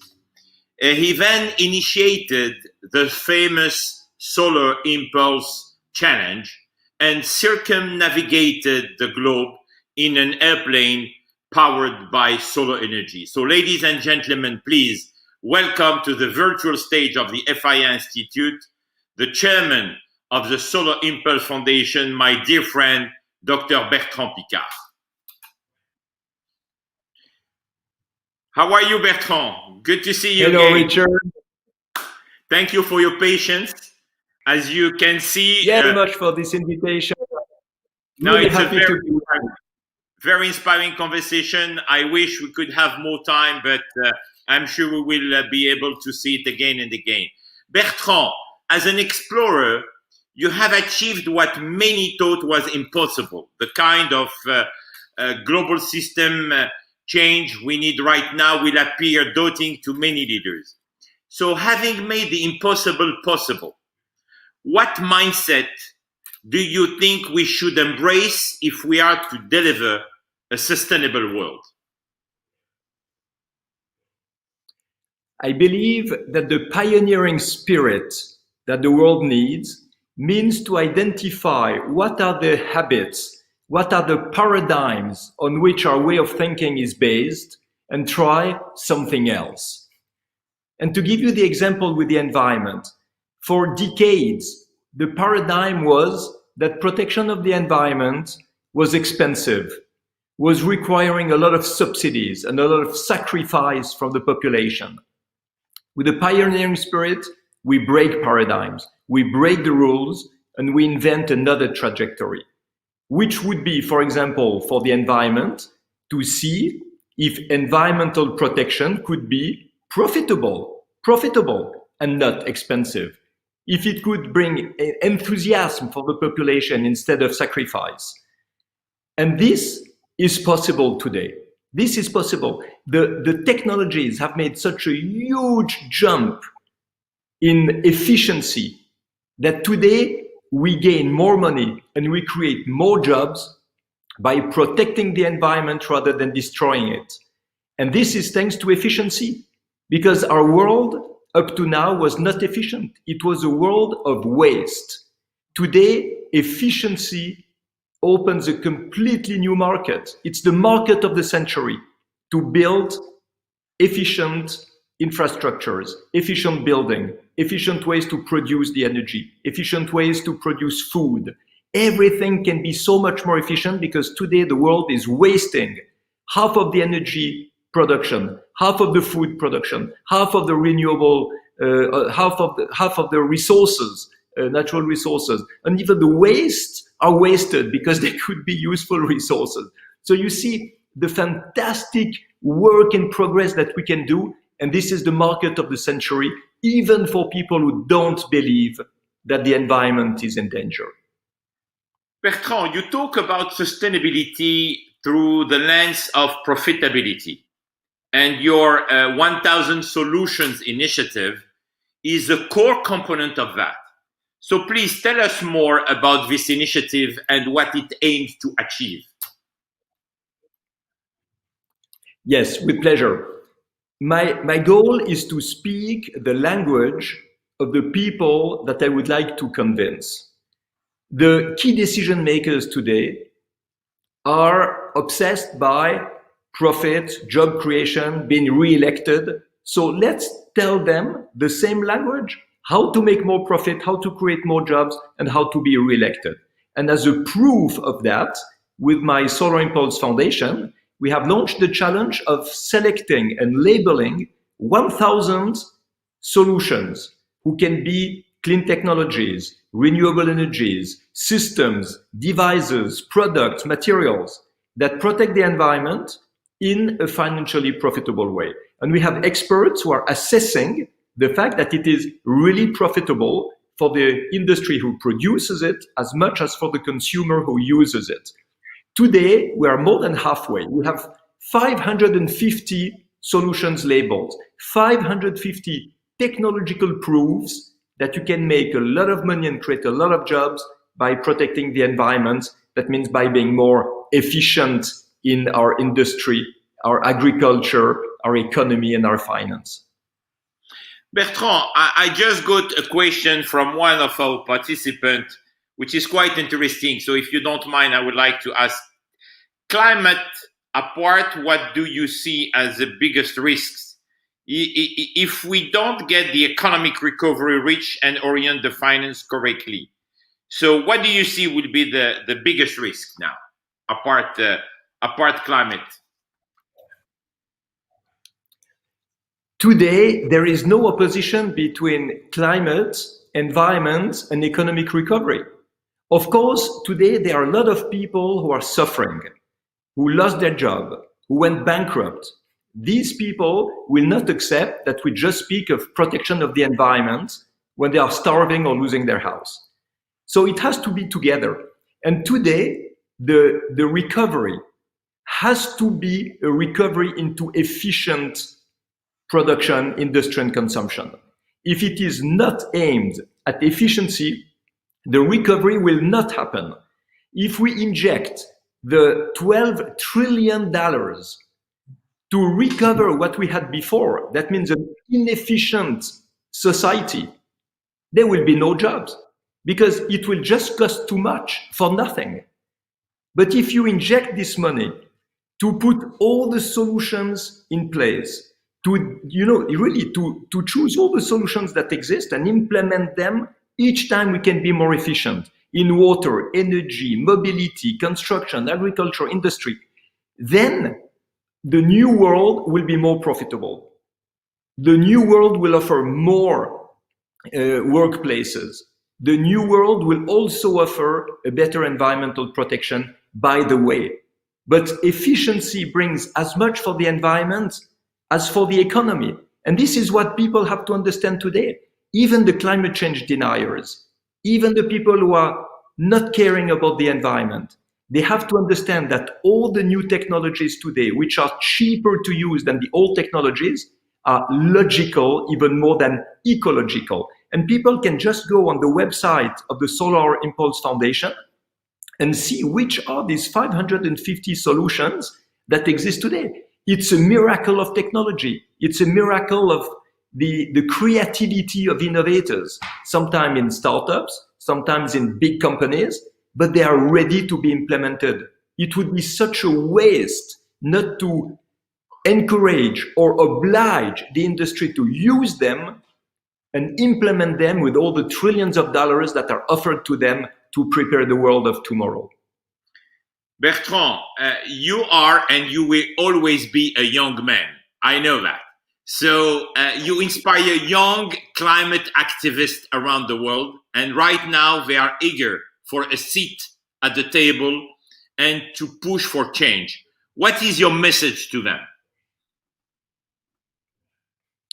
My message is that the climate activists have to speak the language of the economy, of the industry, and of the political world. The goal is not to fight against the industry.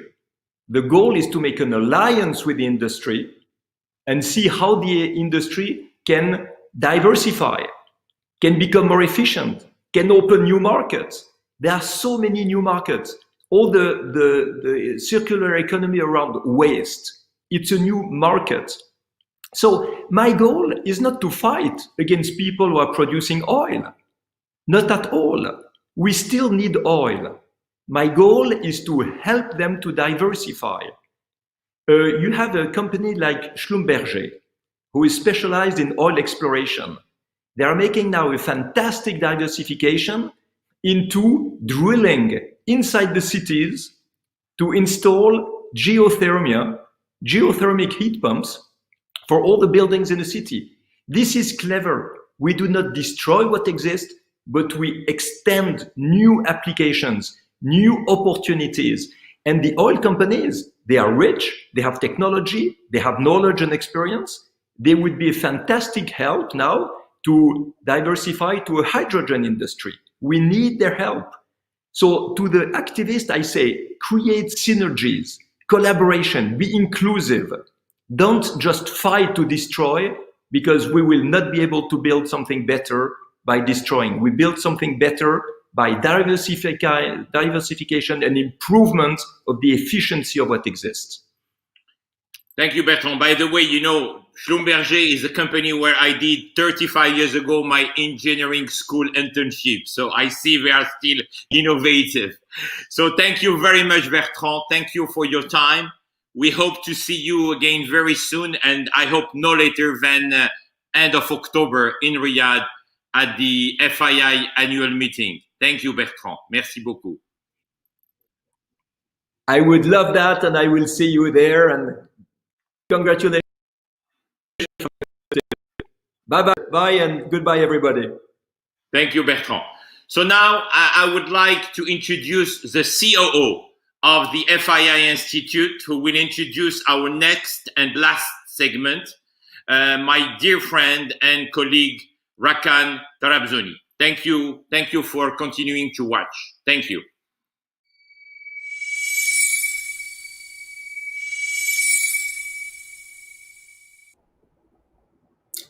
Thank you so much, Richard. Now that we've discussed what it takes to turn vision into action, we have three special contributors, three amazing successful ladies who will share their concrete innovations and ideas, which are in line with the Institute's vision for a greener and more sustainable future. I would like to start with the Executive Director of the Green Digital Finance Alliance, Ms. Marianne Haar.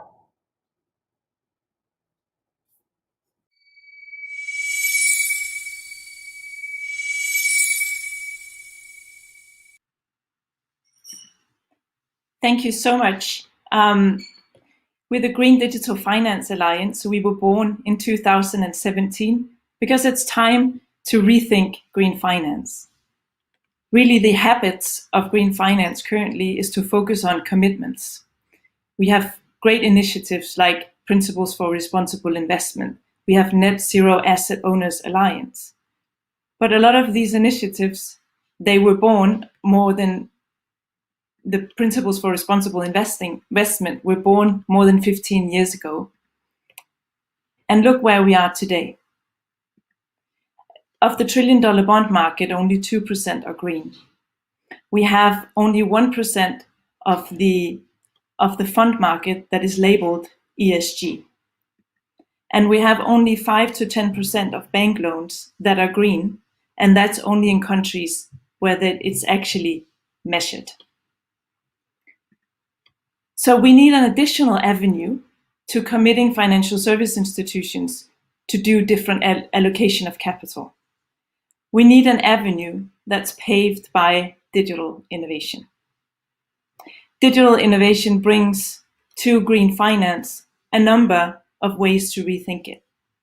It offers to re-innovate capital markets so they better respond to the size of the green assets. The majority of green assets never travel to capital markets because they're too small. With digital finance, you can issue a bond that corresponds to the level and capital needs of the green asset. You can also get to another regime where we have assets directly reporting green metrics rather than a company disclosing it.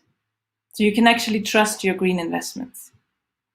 But what I want to focus on is that you can also unlock the trillions of savings that are sitting that are sleeping at the moment in savings accounts of you and me and of citizens around the world.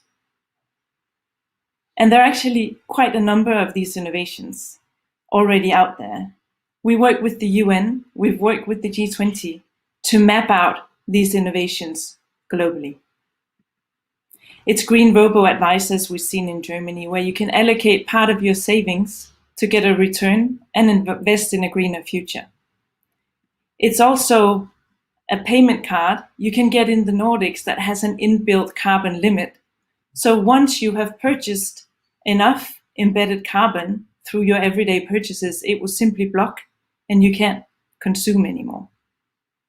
Or it's these types of digitally enabled retail government securities that we see in Indonesia or other parts of Southeast Asia, where states are actually starting to say, let's raise green capital with our citizens rather than doing it in international capital markets and thereby having to service debt outside rather than service debt to our citizens.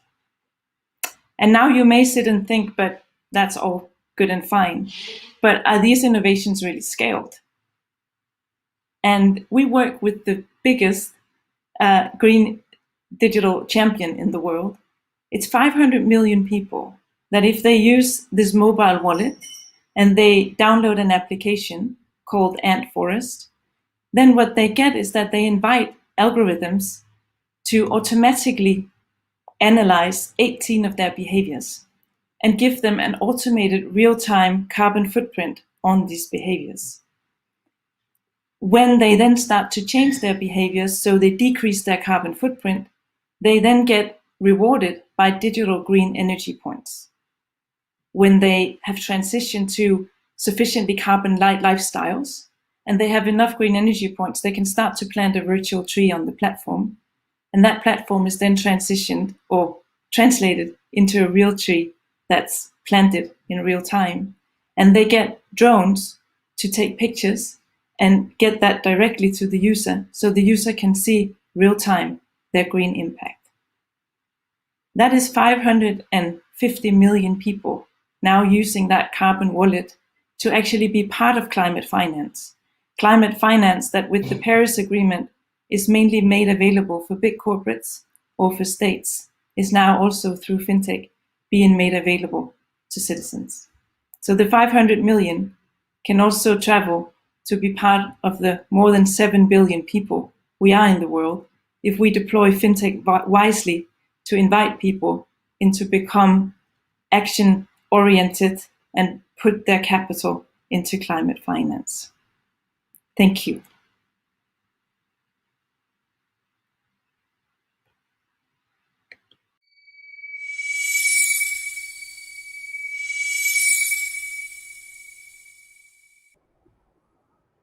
Thank you so much, Ms. Hart. Our next contributor is a very close partner and friend of the FII Institute.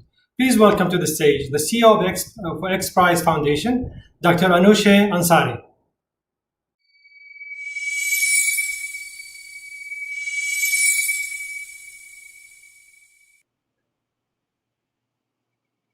Hello, everyone. It's great to be with you and join this amazing group of contributors. I'm CEO of X Prize Foundation, but I thought I'll tell you a little bit more about X Prize by giving you a little bit of history. I played actually a role in the initial competition, the Ansari X Prize, and we were the title sponsors of that. And that's what basically ignited a great spark in how we can build a platform to solve humanity's greatest challenges. Of course, when you have something new, people are skeptical, but with X Prize, we are setting out to do something that may seem impossible, but we believe anything that's a crazy idea is just an amazing opportunity for us to attack and use innovation to solve it. And we use a competition platform to crowdsource that innovation and inspire millions of people around the world. Doesn't matter where they're from, what their education is, what they studied, what their interest is. If they are focused on a problem, we believe that collaboration and crowdsourcing can bring about a really innovative solution to solve our biggest challenges in the world. And we want to do this because we want to create impact around these solutions and push them forward into new markets, create new markets, new opportunities, and really attack those problems. With the first one, we all had ambitions about space. I grew up wanting to go to space and become an astronaut as a young girl, and that dream seemed impossible because I was not part of a space program, a government space program. So democratizing access to space was at the heart of when FII started about 25 years ago. And our ambition was to basically ask the world to build a spaceship, the private sector to build a spaceship to go to edge of space and demonstrate that it's possible. And it took a long time. It took about 15 years, 10 years for the competition, and then another 5 years for it to flourish. But it demonstrated, when we had 11 teams competing, it demonstrated that even building a spaceship, it's a possibility for small, very focused, innovative teams. And we figured that if we can solve access to space, why not tackle other problems? So our work is focused in many different areas now, and we have launched even more than this, closer to $200 million worth of competitions, and we reach 2 million plus people around the globe, and we have another 300 million of new competitions that are in development. But basically, we try to look at challenges in three main areas. One is exploration, where our history comes from, exploration off planet, on planet, looking at our oceans. There's so much we don't know about our own planet still. And also exploring the human mind and the boundaries of human mind and consciousness. We also look at equity. Equity is a very important topic for XPRIZE. We look at basically Maslow's hierarchy of need, the bottom part of that, and we look at it how we can address those issues through competitions, and then environment, which is a big area for us. With competitions around environment, we are looking at one of the topics that has been discussed a lot, which is carbon. We have an active carbon XPRIZE that is in the final stages. We have 10 teams who have received $5 million and looking at turning the output of a coal plant or a natural gas plant to consumer products. When we started this in 2015, no one was talking about this. It was an issue that was of great importance, and we wanted to push the boundaries of technologies to create the circular carbon economy around building things of value from CO2. And we're in the final stages and hope to be able to address this and award the competition in early part of 2021. Some of the products you see here on the screen, these are available today in the market. When we started, there was nothing like this, but now building consumer product is something of great interest. And many of these companies, you all talked about investment, many of the companies competing in our finals are looking for investors and would really benefit from support to be able to get these solutions into the hand of the consumers and into the market and make real impact. But we're not stopping there, because as you know, we can just look at, looking at taking carbon out of that we're producing, but we've already produced so much carbon that it's important for us to create innovations that would not only stop, but maybe even reverse the climate change. And we're looking at launching a competition that would actually accelerate technologies and breakthroughs in taking carbon out of the atmosphere. And we're looking at accelerating it into getting them to scale to gigaton levels, because that's what's needed to address our climate change issue today. As any of our competitions, we are not trying to limit how the solution works. So we're leaving it very open to allow for any type of technology to enter and compete for this competition. And we would again love your ideas, support on getting this out there, because it's important to have these type of technologies accelerate and advance.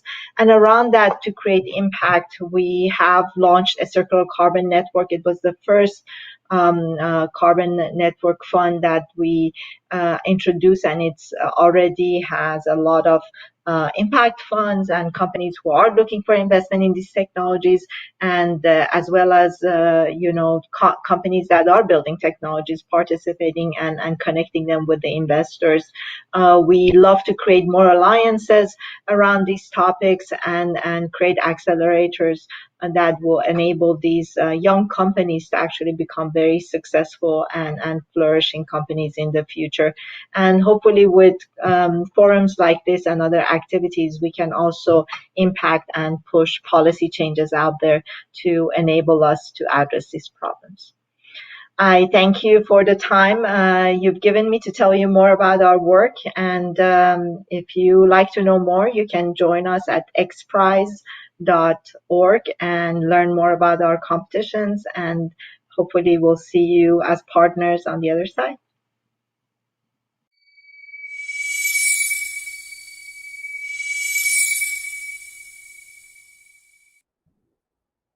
Thank you so much, Dr. Ansari.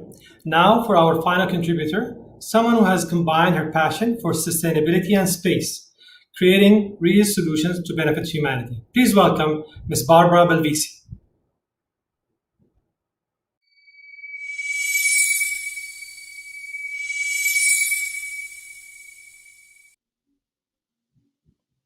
Hi everyone, I'm very happy to be here today and to contribute to this beautiful and very inspiring event where we're trying to find out solutions so we can take care and protect our planet. So I'm the CEO of a company called Interstellar Lab, and we are exactly combining two passions, so space and sustainability on Earth. Because my point of view is that becoming a multi-planet species is, for me, is a very exciting future, but I don't see the point of going to another planet if we're not able to maintain and to protect life that we have on Earth right now. So the mission of the company is to help humans live in harmony with their environment on any planet, starting with this one. So how do we do that? So our goal is to build closed loops, self-sustaining villages with what we call the regenerative environmental technology. So the problems we are trying to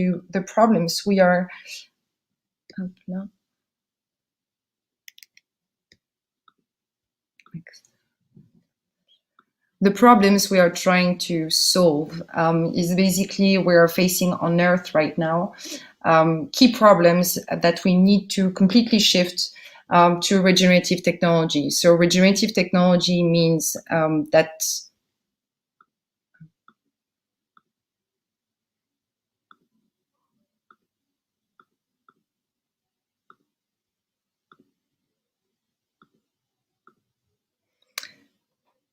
yes, so there is a necessity, thank you.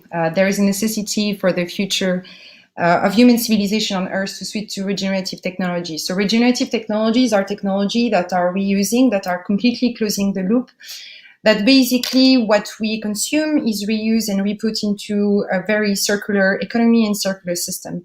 And that's an approach that we need to do on Earth right now. And we have basically 10 coming years to focus on that and how to implement this technology. What is interesting is that during these 10 years that we will be focusing on Earth and developing the systems so we can bring solutions for a more regenerative way of living on this planet. At the same time, there are different groups of people that are focusing on other planets, on taking humanity to the moon, back to the moon, and then on the future to Mars. And so during the 10 coming years, we will need to develop the systems that are needed for humans to live on another planet, and especially to live on Mars. But if you think about it, the technology and the system that we need on Mars needs to be regenerative. You cannot keep to have an open loop approach when you go to another planet. You need to build a system where you produce your food, you regenerate the air, you recycle the waste, and where you cycle the water in a closed loop system. And that's exactly the same technology and the same approach that we need to implement right now on Earth during those 10 coming years. So is there a way that we can use technology designed for future space settlement to help us on Earth transition to regenerative solution? And that's what we're trying to do at Interstellar Lab. And to do so, our approach is to build bioregenerative villages, which are called EBIOS, so experimental bioregenerative station. So we're planning on building 10 stations on Earth before building one on Mars. Eventually, we'll do some testing on the Moon as well. So stations are designed as a completely self-sustaining closed-loop habitat. The goal is to build a station, so 10 stations, each of them will be designed for 150 people, completely self-sustaining, where we can produce our own food, recycle the water, produce the air that people will breathe inside the station, and recycle everything. But to do that, we do that in a very steady way. So before building a full-scale station for 150 people, we start by building a module that is designed for 5 people. And then over 5 years, basically, we can grow the small module into small villages. That's our approach. The key technology that we have inside EBIOS, so basically it's composed of a controlled environment agriculture system where we develop our own aeroponic system combined with a controlled environment greenhouse where we recreate the ideal condition in a completely sealed environment for plant to growth.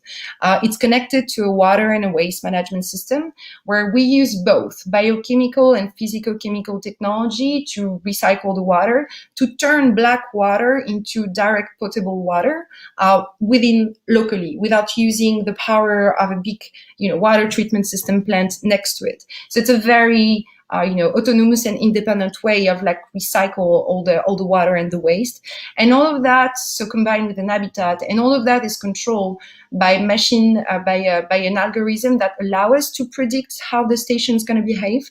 And that is also combined with a lot of sensors that are measuring in real time the level of CO2, of nitrate, of O2, of lightning. So we can make sure we are very energy efficient and we optimize the functioning of the station. Our goal, so as I said, is to build 10 stations on this planet before we aim for Mars.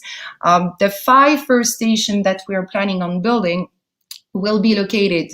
So 2 in the United States. We are currently working on 1 in California. We were hoping to start the construction at the end of this year, but we had to adapt with the crisis. So it's going to be more probably that you'll see the first demonstrator early 2021. The second station, we're planning on building it in Florida, next to the Kennedy Space Center. The third one, it's going to be rather Spain or Saudi Arabia, depending on how fast we move on designing the plan and building up the partnership. And then there is one that is planned in Germany. We're also aiming for regions that are very, very cold. We're choosing location to have very extreme and different conditions so we can iterate on the design and we can improve our system. The goal for us is to be able to design a framework for sustainable living on this planet and on other planets at the same time. Because if we thought of designing for the very first time on Earth all the system completely closed loop, we will not have to go through the transition right now. So we are using Mars to find the solution that will help us to build better solution on our planet. Thank you very much.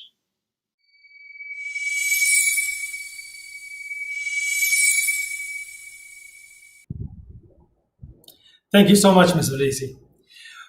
Amazing day. We've had a lot of comments and feedback from all of our speakers, and we have an amazing lineup of speakers today. Before we wrap up, I just want to quickly iterate on the FII event that we're having at the end of this year. This will be the 4th edition since the inception of 2017. The theme this year is the Neo-Renaissance, which is a response to the imperative of the re-energizing of the global economy through the collective sustainable action. FII, over the course of the past 4 years, has garnered a recognition of the business and investment community, and it became one of the top investment platforms in the world. It was also recognized by heads of states, decision makers, and policymakers all over the world as an important vehicle for the significant national investment opportunities to be shared with the world. Just to give you a quick wrap up on what happened in the past 3 years over the FII and what was accomplished, We've had over 14,000 delegates attending our events, over 500 international top C-level speakers coming from 150 countries. We've had over 85 partners that represents the most prominent international companies, tech companies, and academia. To top it all off, the deal size that were done in the past 3 years in the FII on the platform were over $100 billion in value. The Institute was launched earlier this year to further anchor this platform and equip it with the right resources to fulfill the vision and mandate. And that is investments with the good of humanity and with a positive impact on humanity. The Institute's mandate is to fill a gap in the investment world as an action-driven catalyst for the strategic decision with a positive impact on humanity, which is our main element. This is really our competitive advantage. That's why we have four areas that we focus on that we will build up the whole institution's direction on, and they are the robotics, sustainability, healthcare, and AI. Today, we've learned insights on the importance of driving green recovery, and we've had lots of quotes here to be shared. But due to the lack of time, we'll move forward. We will continue to engage with some of the brightest minds worldwide to shed light on the new concepts, innovations, and ideas on some of the most critical challenges our world is facing today. I encourage you all to visit our website to learn more about what we do and what's our mission. And I look forward to see you all in October FII 20 annual event. Thank you so much for joining us, and have a nice day.